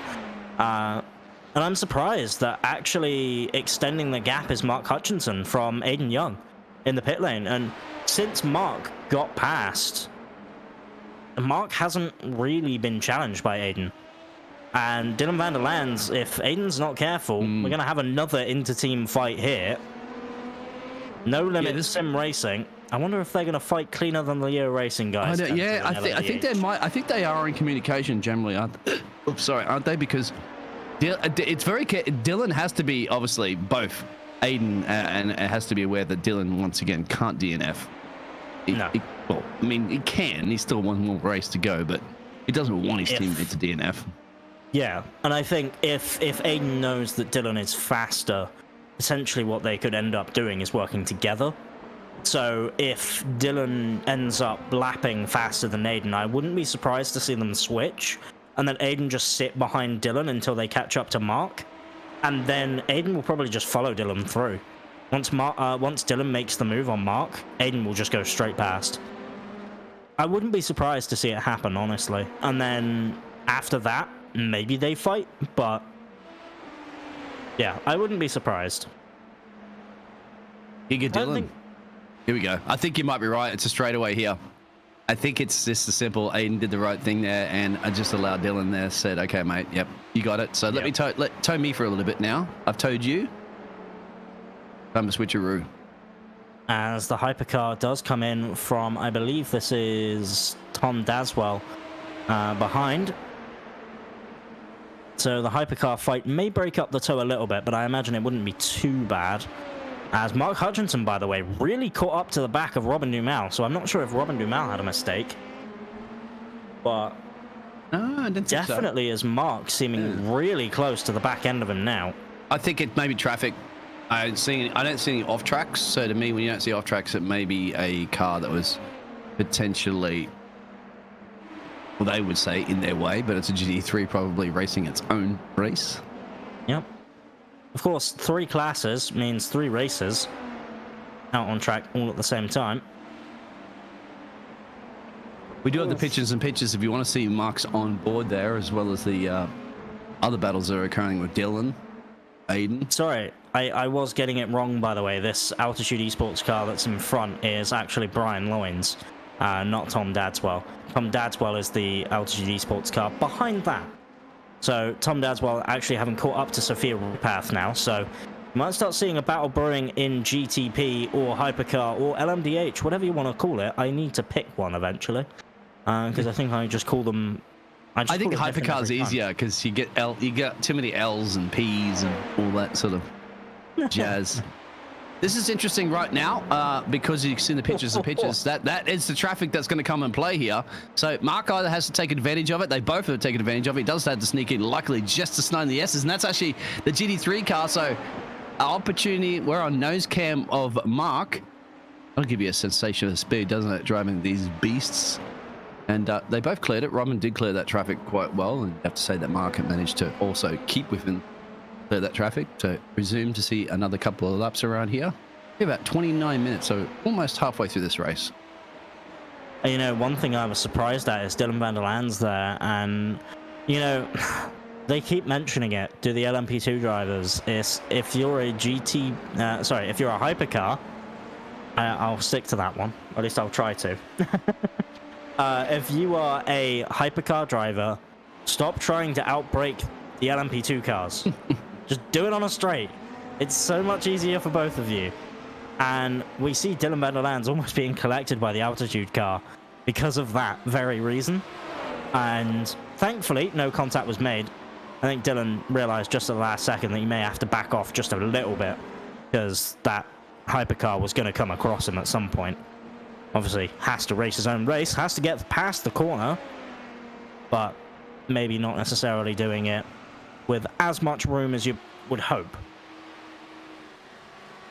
John Polo goes into pit road there for the hypercars, as both Mark and Robin just had to allow the hypercar through. But you can see, actually, in that picture how the hypercar doesn't have that straight line speed that catchy. We mentioned this before. It's only the exits out of the corner, isn't it? The hypercar turbo, well, the ERS really kicks into gear.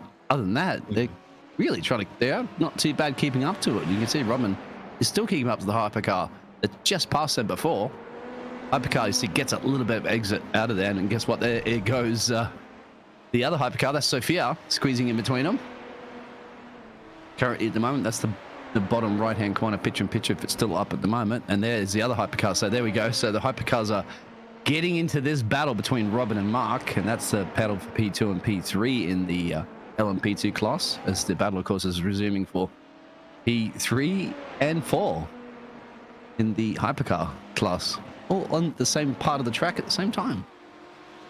Yeah, as we will switch on board with Sophia Ridpath and see if she can keep up this P3 as a very hard charging Tom Dadswell behind, as Tom trying to outbrake that GT3 and just make sure that he can get past as quickly as possible, because he doesn't want to lose the toe on Sophia Ridpath. Wants to make sure that he can get as close as he possibly can into turn 1. Maybe not able to make a move this time by, but potentially next lap you may see that gap closing down just from slipstream alone. Sophia doing an amazing job though, without really having another car to follow. Still really quick, doing high 1:30 30s, but it seems to be quick enough at least to keep on top of the lead of the race, as we have, who is this? I believe Lars Van Ryn on the back of Petros, and then who is on the back of Simeone. And Yeah, the you're GT3 right. battle, of course, one that I don't want to say gets overlooked, but it's definitely not one that gets focused on as much. So it is nice to see some GT3 action. Sophia Ridpath and Tom Dadswell, once again, Tom Dadswell really pushing Sophia through the middle sector. Again, Yeah, if we do the really pictures in that one, I'm looking rear wing there of Sophia. She's under massive attack there from Tom. This is crucial for them, because I think this is a battle realistically at this point for P3.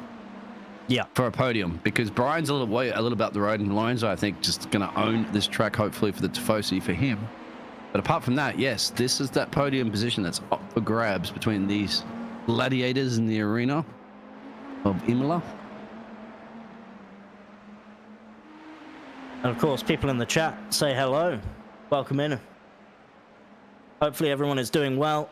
You're all keeping well, as we are watching, of course, our IMSA series. Halfway through the race has gone, as Tom Dadswell currently trying to hunt for a P3 and getting past a couple of the bits of traffic, as they will have to make their way past an LMP2 of James Ebram. We know James Ebram's thoughts on hypercar drivers, so we'll have to wait and see what happens here and Hello, where they make their hypercar, move. my old friend. Yeah. As James Ebram hopefully should at least see Sophia past him relatively easily with the slipstream. Yeah, see if Tom can get it done here on board right now with Tom. Sophia's up the road. And there it is, the LMP2 car. Just like the LMP2 car. It's so slow. Realistically, they are so quick, aren't they? But it just, it makes it look like you're passing the grandma on the M2 highway. I think a lot of that and Tom is, got caught up with the GT3 through the S's here too, which will cost a little bit of time, as the GT3 will get out of the way kindly, but can't go anywhere out of the way when you're going through the S's. So I think luck of the course, a draw, lot isn't of it? the, yeah, for sure. And a lot of the LMP2 traffic is still relatively quick, even by hypercar standards. So the LMP2s tend to have a bit of an easier time of it, I think, in terms of the LMP2s can not necessarily act as like a block for hypercar drivers, but it's, as a hypercar driver, you have to be a bit more aware when you're making a move on an LMP2 versus when you're doing it on a GT3. Because a GT3, right, you can go up the inside, as maybe Mark Hutchinson tries to do. Mighty bit of crash from Simone. Also to look at to the to one of the Italian drivers for the GT3s. Oh, fantastic producer Jared. Pull that one up in a minute. Have a look at.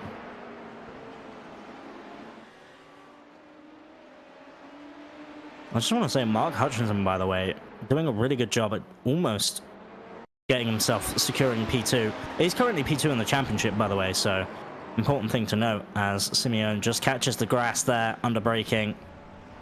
Bit of an unforced error, but one that gets done relatively easy, as one of the hypercars, I'm not sure which one that was, but makes his way past Mark Hutchinson and will ultimately end up annoying some of the other LMP2s ahead of Mark Hutchinson and maybe bring that fight back closer again. As Lars Van Ryn now on the back of Petros, is he finally going to be able to find a place for the move? Not quite yet.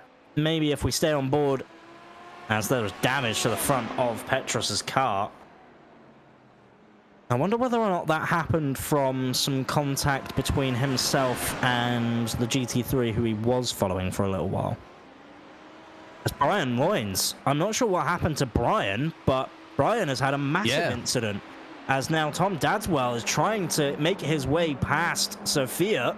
Sophia battling hard, trying to make sure that Tom has nowhere really to go. Tom now going to try and look to the inside. Sophia moving across him. Tom going around the outside line then. Cuts to the inside, of course, for the second part of the corner. Both of them still battling side by side. Sophia now with the inside of their hairpin. What a good battle here between the Altitude Esports car and the VR Racing car of Sophia Ridpath. Sophia battling hard as nails, but more importantly, keeping it respectful, which is something we'd love to see. As the Altitude Esports car of Brian Loins almost having to think maybe about battling his teammate and making his way past as well. And we know how teammate battles have gone so far this season, so let's see if this one's any different. Talk to the racing team about that one exactly, but Sophia's not gonna yield. Sophia, a fantastic defensive driver she is, isn't she? She's like, yeah, every time so far we've seen her this season, she does not make it easier. She's like, yeah, I've locked the door and I've triple padlocked it, so good luck at breaking in on an overtake on past me. And the other thing as well is Sophia's driving style is she's not the most aggressive driver either. Like she's pretty pit on stop it, from and Tom. she's pretty aware of what's going on. Like if you send a move on Sophia, she will fight it, but she's not going to do it to the point of where she's squeezing you the entire time up the inside, you know. Maybe we see a bit of movement, but ultimately, you know, she gives enough racing room to where I think you could argue that her driving style is not necessarily as aggressive as some people. She's Mr. Consistent, really. Miss Consistent, for sure, you'd have to say. That's what you do to earn points in a championship. Be consistent and you know, pick your fights when they're available and yield when you feel that you're not going to be able to put up that fight too much longer. Here we go. Alessio Bernardini on Janto up the inside into turn one, and I believe Janto just goes, you know what, mate? I just don't want it. I'll just let you through. We'll continue on our way, and you know, I live. I think it's the main thing here. As we go back to this GT3 battle of Lars Van Ryn and Petros. Of course, both cars here, very similar to one another, is the Audi and the Lamborghini. Except one of them sporting more damage on the front end than the other, so it'll be interesting to see if we can ever figure out how that happened.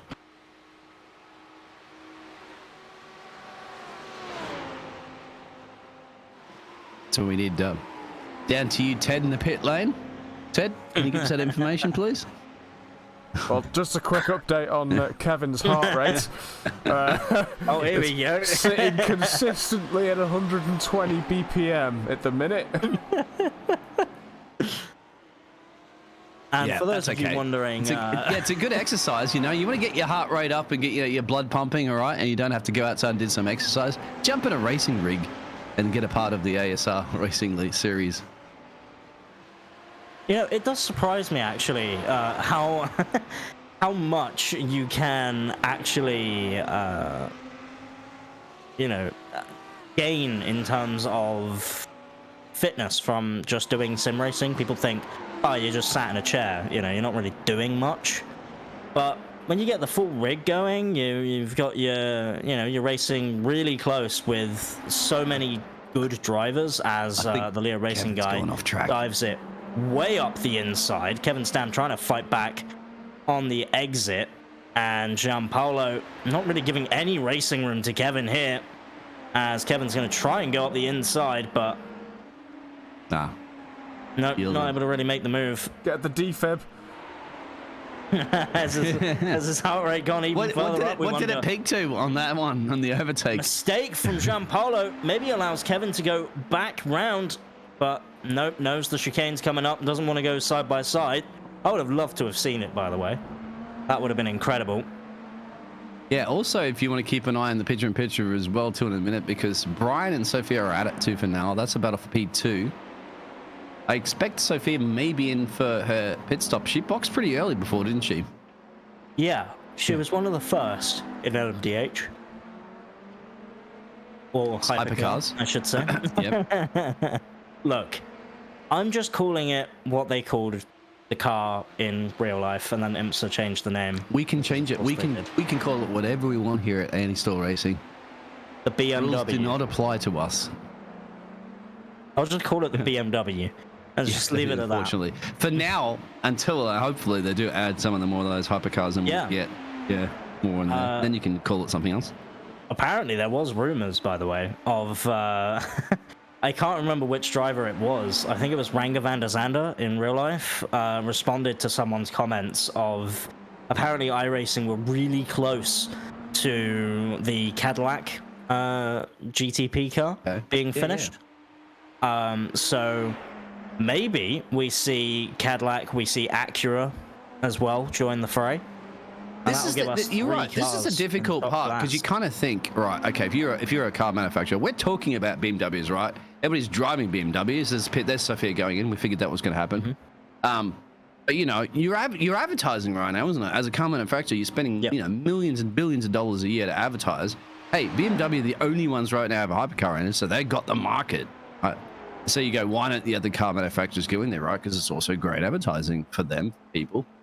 Well, it's also because another element to it is if you don't, the car's not designed properly and it ends up being a car that nobody ever wants to use. People go, well, that hypercar in iRacing is slow, although in the real world scenario it's not slow. So as a manufacturer, you also want to make sure that your car is also used, isn't it, in regular iRacing competitions, so that you're not seen as being a car that's slower. Because people will think, and it does happen, they go, oh, well, if the car's slow in the esports, then it's slow in the real world, which is not the case. Potentially, however, as we saw from the real world example of the Daytona 24 Hours, the BMW hypercar in real life was quite a bit slower than the other hypercars that were there. So they had the alternate effect of everyone was like, wow, this car is like so fast in sim. Surely it's going to be fast in real life. And it wasn't. In comparison to the Acuras and the Cadillacs. But the good thing about it, as I always say, any press is good press, isn't it? Because if you're talking about a brand, you're getting advertising. Yeah, exactly. Somewhere along. And nobody out there, I'm sure, would disagree if you said, well, Ava, Gerald, I'm going to give you a BMW hypercar. You wouldn't go, no, it's too slow. I don't want one. You would take one in a heartbeat. I mean, yeah. I mean, just to drive down to your local grocery store and pick it home and come back. It'd be a really bumpy ride around the UK roads, though. You know, the potholes, I imagine, would just collapse the suspension in a heartbeat, but... Yeah, I don't think your front or rear diffusers would be existing by the end of that journey. And not to mention the fuel. There's not the regular gasoline you put in it, is it, too, as well, too? It's a certain fuel? I want to say it is... I mean, it's premium race fuel, so it's, you know, much more rich than your unleaded. Is it the similar fuel? Is it the similar fuel that they put in, like, obviously, you know, talking about politics and stuff like that at the moment. The reason why the M1 Abrams is a difficult or expensive tank to maintain is because they use a fuel that's a regular kind of fuel, but it's non-combustive kind of fuel. So, because you don't want to have a fuel that just explodes, of course, when you hit it. Oh, and that Brian's gone off actually deep into the runoff area. But I was wondering if in race cars these days, they do use some of those similar fuels that don't explode, so they're safe. Brian goes in the pit road too.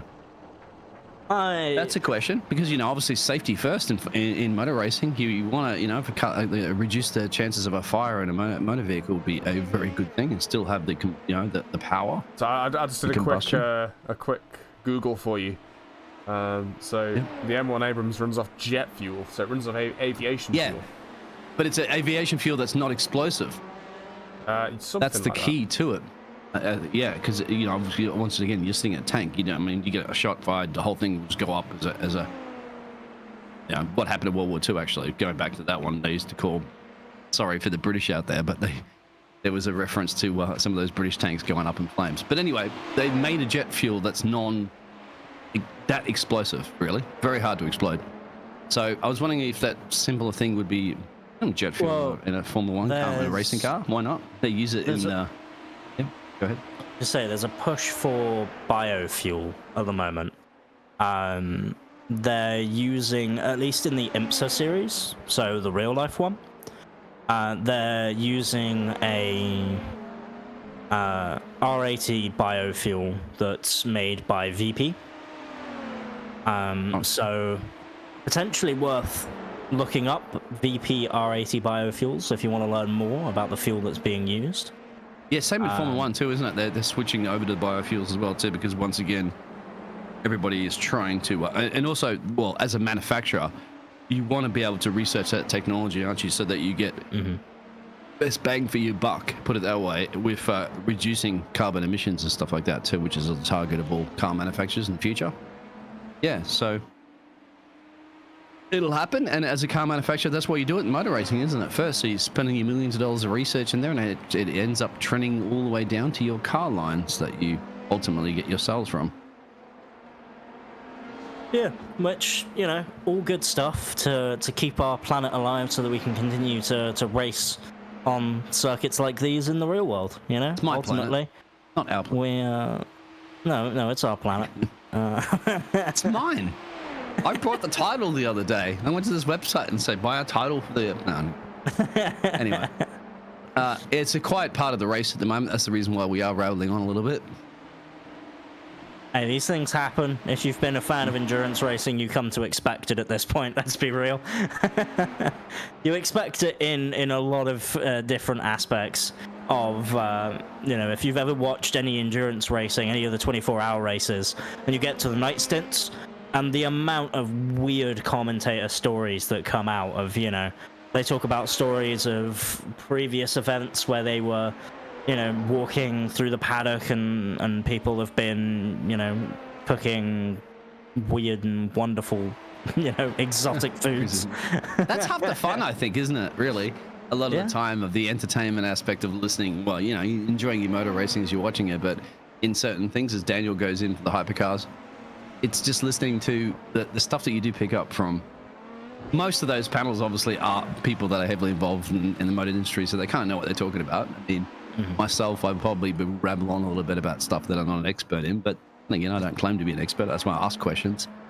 I'm hoping to get answers from everybody in the chat, as well as you guys. Yeah, and, I think it's always cool to see when commentators, especially in the real world, actually share some information. So it's really nice to see, when drivers sometimes, they'll retire and take up commentary or paneling. For example, Jenson Button did it, and he's now part of, I want to say Sky F1, but that may have moved. I don't know. I think it's Channel 4. Can I just butt in for a second here? I've just noticed something. I think Sophia might get P1 here if Lorenzo pits. You're right, actually. Sophia came just out of pit road. And Sophia doesn't need to pit again, correct? No. And Brian as well is very close. So that's an interesting battle brewing. As Mark is also brewing the battle as well, too. For P2. As Mark just used his windscreen wiper and he got another bug splashed on the screen about a second later. I would say that Sophia pit 2 laps before Lorenzo did. So, I can't imagine Lorenzo will need to pit again. I didn't notice him pit again, that's why. I don't wanna burst your bubble there, producer, but no, I didn't see him. I didn't see him pit, that's why. So unfortunately, Ricardo has in the Audi, the Portuguese driver, the only sole Portuguese driver on the grid, has had a little bit of a moment as well too. Sophia just parked past Mark, so Sophia's now in between Robin and Mark, which is the LMP2 class, battling for P2. Oh, and Mark's gone in, and so has Robin and James. So that's the last of the pit stops for the LMP2s. Aiden Young is in. Yeah. So I'll imagine in about...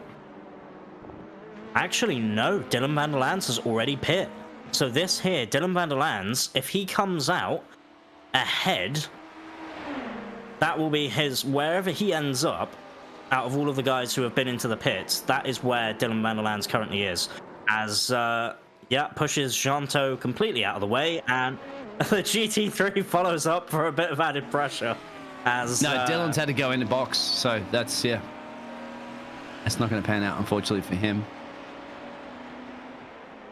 So Janto makes the overtake on Dylan van der Lans, goes way too deep into the corner, is slow on exit, and then Boxes.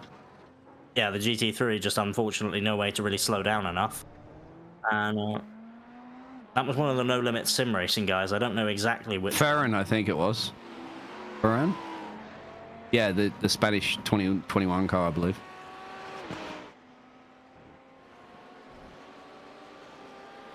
I mean, I don't want to put any blame on anyone for that because ultimately, you know, Janto may be a bit too aggressive and Dylan Especially, really yeah, go if you have to box, right? You're at the point where you're going into pit road. Is it worth that fight? That is a great question. You know, Dylan let the GTP / hypercar. Robin's on the back there of Mark. Sorry to cut you off on that one. That's a crucial battle. They've been their pit stops. There was a battle in and out of the pit stops, and they are very close on track. That's crucial for the P2 in the championship. Yep. Aiden Young, oh dear. What has happened here? Looks good so far. Is this going to be... Yep. He did that in practice, did Aiden Young. So, interesting to see it follow up. As there is another collision between Dylan van der Lans and car number 27. And the battle's going between Robin and Mark. They're going side by side here. Get to the live pictures there in a second. That Very is close between the two of them. It's not over yet. Oh, it's going to be side by side through the S's. Bit of barging, bit of elbows out from Robin Dumal, but it's still low fair in love and war. Mark Hutchinson up the inside, and you would imagine that is move done now, surely. But no, still side by side. Finally does Mark get ahead, but is it going to allow Robin to go up the inside? No, Robin thought about it, but backed off wisely. Just going to follow through for now. Not really a move place you can really make a move here. Just sort of keep the pressure on Mark, see if Mark can hold on. As further up, I'm pretty sure I did hear an Audi screaming in my ears. So potentially that can spice things up in the LMP2 field. They should catch it but before the corner. Do you have the picture? As yes, there was the penalty there between Dylan van der Lans, car number 420, for what happened between himself and Janto, which, I mean, I would argue that's pretty harsh, but... Robin got caught there a little bit by the GT3. Yes, it goes to the pit road. Robin! Oh dear. I wonder why Robin's in. That seems very unusual. He'll lose it out to Aiden then. He'll lose it out to Dylan too, I'd say. Is that a fuel miscalculation, perhaps? As Aiden Young is also in the pits. Oh. So what's Dylan going to do? Dylan stays out. Yes, he does. So Bye-bye. He gets Robin and Aiden just like that. well, Robin has just come out of the pit lane now. Oh, doesn't get Robin. Right, yeah. That was So close. Robin's still P3, but it is close. That is really weird. That, then, I'm pretty sure is the second time they've stopped this race. So, unless they correct. couldn't make... I thought they'd already stopped twice already. So, unless I miscounted, that I'm just seeing seems two very on late. the timing table for everybody on track that's in this race. No, unfortunately, it doesn't look like Sophie can't do anything about Lorenzo. Lorenzo's got that's one in the bag, but Brian, 2 seconds and change with about 3 minutes to go is not probably going to be close enough unless there's a mistake. But if anything, Dylan has got to put in everything to beat Robin here. You know, Dylan doesn't need to, but he'll wrap up. He will win the championship for the LMP2s in this race alone if he finishes. But does he want to get past Robin and get a podium at least? That'll be the question. I mean, he wants to get P3, right? He can't have his worst result in the season be the race he wins the championship on, surely. Right? Yeah. Because he hasn't finished lower than P3 this entire season. Oh, now you've really jinxed him. Now Dylan's got the casting curse there from Ava. He's got to get it done now. 1.3 seconds. Look, we were mentioning it on the broadcast before, and maybe that's why. Maybe that's why things have happened, but I mean... Yeah, and the traffic coming out of the corner might have actually... Yeah, it has shaved. It shaved about half a second, just like that. That GT3. Look at this, Dylan now. Down within a second. Now, 2 minutes and change to go on the clock. Dylan wants it. Laps. What could Robin do to hold off? Maybe 3 laps to go. I thought it may be 2, but considering where they are on track, I think we may get 3 laps of action here between Robin Duhamel and Dylan van der Lands. So... And the boss Here we man's go, crashed, Kevin yeah. Stamp, Mr. Bossman, locking up the brakes straight into the GT3. Oh dear, oh dear, oh dear. Kevin. Oh dear. Kevin. Oh, and then he's trying to get back on track. Yeah, I'm not sure what else we need to say filing a about report for that one, Kevin. Yeah. I'm filing a report. Yeah. Here we go. But Dylan and Robin, that's probably the closest battle on track. If Kevin stops hitting cars, this should be the closest battle on track. That is very unfortunate. As And you are allowed to file a complaint against the boss man, okay? We're on your side on that one. If you Yeah, did something absolutely. wrong. Kevin's a great bloke. We'll He fight will your accept. corner. He'll put his hand up and say, yeah, my bad. Dylan's And possible last chance here. We'll see about that just- because another car's coming up the road, my friend. That's another element at play to help perhaps Just Dylan. read the chat, by the way. Potentially, it's drive-throughs for those cars that came into the pits for that other time. That's why I didn't see them stop. And Brian Why I just didn't went in, count actually, as believe it or another not. one. Brian's gone in very, very late. Give it the position to Tom. And I was saying earlier how it's really easy to go off track here and invalidate your lap time. That also then would mean that you could potentially pick up a drive-through for exceeding the incident point limit within iRacing and pick up a drive-through that way. So, yeah, number 8, of course, I believe, is James Ebram picking That up means- an incident between himself and I believe that would have been... Was that, He's going to trying to lose it, remember but who the that problem was. is there enough time? Because you got about 20 seconds on the clock for Barney. So, and then, yeah, Kevin Stam obviously picking up that other post-race penalty for himself and Lars Van Ryn colliding. We saw that, obviously, as well as the little gonna spin be that happened. So, close now with Dylan. Going to make a run here on Robin. and this is the checkered flag, so he needs to get the move done here. It's going to be a drag race to the line. So,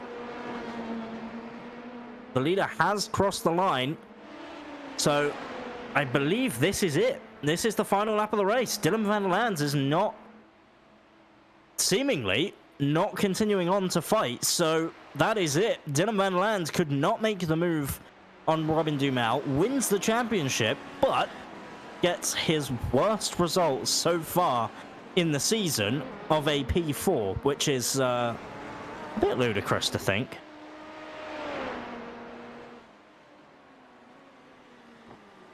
Oh, Okay, so yeah, James Ebram did not pick up that post-race penalty. Instead, that was Kevin Stam picking up that 5-second post-race penalty. So apologies to anyone who may have got scared by that one, of James picking up a penalty that wasn't his fault, or wasn't even involved in. That is not what happened. yeah, he didn't save a penalty. James should be crossing the line very soon. As you can I see, the believe- picture in picture. That'd be it. That'd be James, I believe, now.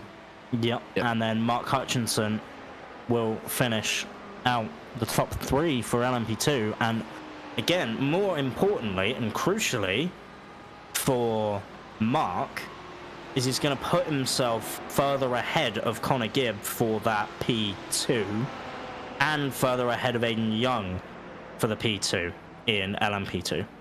So really, all he needs to do is finish ahead of Connor, Aiden, and Robin in the next race, and he should, in theory, have P2 secured. But that's going to depend on where James Ebram ends up and what the points look like for that. But James Ebram, of course, taking home the win, is going to gain quite a few more points, as we will bring up our race results. Alessandro then and Fabio taking home a Leo Racing 1-2 in GT3 from Luigi Nespolino, making it a Leo Racing 1-2-3 in GT3.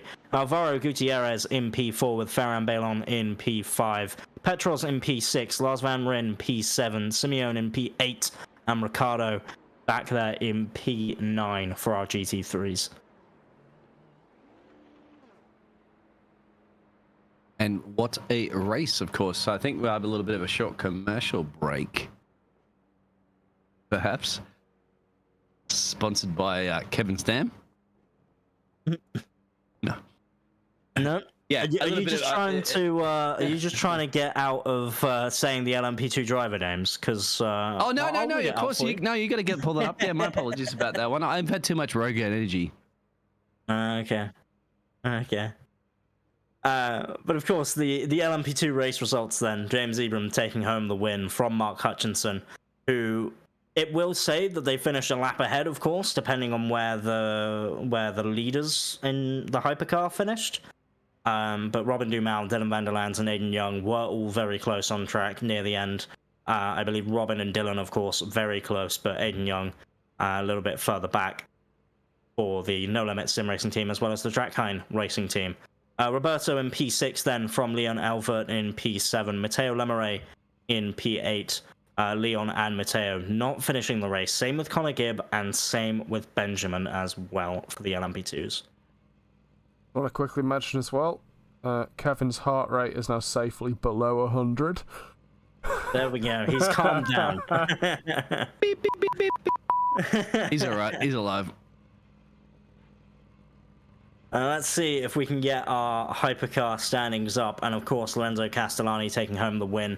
Sophia Redpath picking up a P2, so well done to her, with Daniel Segli picking up a P3. Tom Dadswell picking up a P4 with Gianpaolo Cristini picking up P5. Brian Loynes picking up P6 from Alessio Bernardini, then in P7. Gianto P8, Kevin Stam P9, and Andrea Frassinetti down there in P10. Of course, these are provisional, and these race results may not be what you will reflect in the results after the fact. I cannot remember all of the penalties / apply them here, so... You have one job. All right, that's fine. I'll tell you what. Maybe obviously, as we're getting obviously down to the penultimate race of the season here, I think it's something we should ask all the drivers for Anti-Store Racing in the next seasons to come, that they all put the heart rate monitors on, and then we can give it an award perhaps for the fastest heart rate per race. So you got the fastest lap, and then you have the highest heart rate. Give you a bonus point. We'll talk to the administrators about that one, won't we? Mr. Cool as well could be another one for lowest heart rate. Oh yeah, of course. It was the lowest heart rate the whole time as well. Like an Iceman. Yeah. But of course, we do have our winner then in LMP2 who joined us partway through that nonsense that we were talking about. James Ebram, mate, how you doing? Yeah, pretty good. Finally a very good result. Yeah, of course. Yeah, sorry. No, go ahead. I was gonna say, Dylan van der Lands maybe not necessarily getting the best start was one of the key benefits, of course, to helping you get that P1. But honestly, you had the pace all race long. So even if Dylan got that good start and was able to maybe fight early on, I reckon, that would have been a fight that would have gone the entire way. But it looked all good for you the entire time. Yeah, the quali was not my best.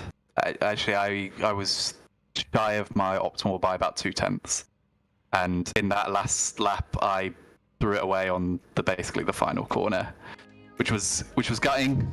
So that made me start second, and Dylan had his teammate right behind him, so that meant that if he was always going to get sort of into the corner ahead of me, but it did help that one of his teammates that started 5th actually slightly jumped the start, so I could react off of what I saw in my mirror, not about how fast Dylan got away. So actually that helped a bit, and it was all about then maintaining P2, which I managed to do, and then just reel Dylan in, which I did by setting a extremely fast lap on lap 2, 33.1 it was, which is about 0.5 faster than anyone else managed in the race. And then I think he just let me by, which I thought was quite a strange decision. Just sort of let me by, and then he made a few mistakes, and then that was sort of him gone out of the picture, really. Yeah, I think the reason why he let you by, my friend, because he realised he's got the championship. You know what I mean? So he could just quit on lap 1 and he'd got it. Really. Oh well, he didn't want to DNF, of course, because he wouldn't have the championship if he did DNF. Still have to go down to the next race, but I mean, you can't take the Dylan out of Dylan's racing. Well, it would have been nice to actually have had a bit of a fight, I suppose. I think he was the only one to really bring it to you today. Yeah, for sure. It was early days. You guys were going to go a tooth and nail, and once those incidents happened, you were like, okay, well, where's Monza? Yeah, but yeah, it was great drive for you. Must be very happy with that one. Yeah, no, I'm very happy. The setup was pretty good. Apart from, I actually noticed it was really overheating the rears. So my pace in stint 1 was actually really off because I'd just driven a bit too aggressively too early on, and it made them really quite slidey. But so when I pit first time, I was like, right, when I come out, I'm going to be a bit more careful with the tires and not heat them up too much, and that allowed me to just maintain the pace. So I think when I came in the pit lane after the first stint, it was like only 3 or 4 seconds between me and P2, and then by the end of the race it was like 20 seconds, something like that. Yeah, I mean, you know, at the end of the day, a win's a win. You know, we'll take that, and things are looking better in terms of the championship for yourself. Obviously, that one missed round definitely being the key thing that I think we're looking at as bit unfortunate, but of course we hope you did enjoy your time actually in Austria. Yeah, I've had missing the round obviously is a big thing, but I think the real killer was losing the win in Hockenheim by crossing the line first, but getting demoted to 7th because of a bit of bad luck, really, with a penalty and then a drive-through basically on the last lap, which I was never going to be able to serve, so it gave me a 40-second penalty. So yeah, that race kind of killed it off. Daytona did as well. I did so bad at Daytona. Whereas Dylan has done an exceptional job all season. So even if he's not won, he's been like on the podium. So yeah, except for today. Yeah, that's probably the exception. But he still finished 4th, I think. So yeah. Not a bad result by any stretch of the imagination. Yeah, no, not at all. And of course, you know, James, as always, it is a pleasure to talk to you. And of course, we go to the next round and final round of the IMSA series next week is at, I believe it's Interlagos. Yep. How are you feeling about Interlagos? And do you have any sort of final words as well? Interlagos. I'm not very good there. Imola's my best track by a long way. The track I've probably done like 2,000-3,000 laps on. Interlagos, slippy track, and if it's going to be a hot day like it is today, it's going to be very, very difficult to drive. Managing the tires will probably be the key to being quick, really. But yeah, any final remarks? I'll probably give a bit of a shout out to Dylan for at least winning the championship. So he's done a stellar season, and hopefully, if I don't miss any rounds or have any particularly unlucky rounds next season, I'd like to say that I could bring it to him.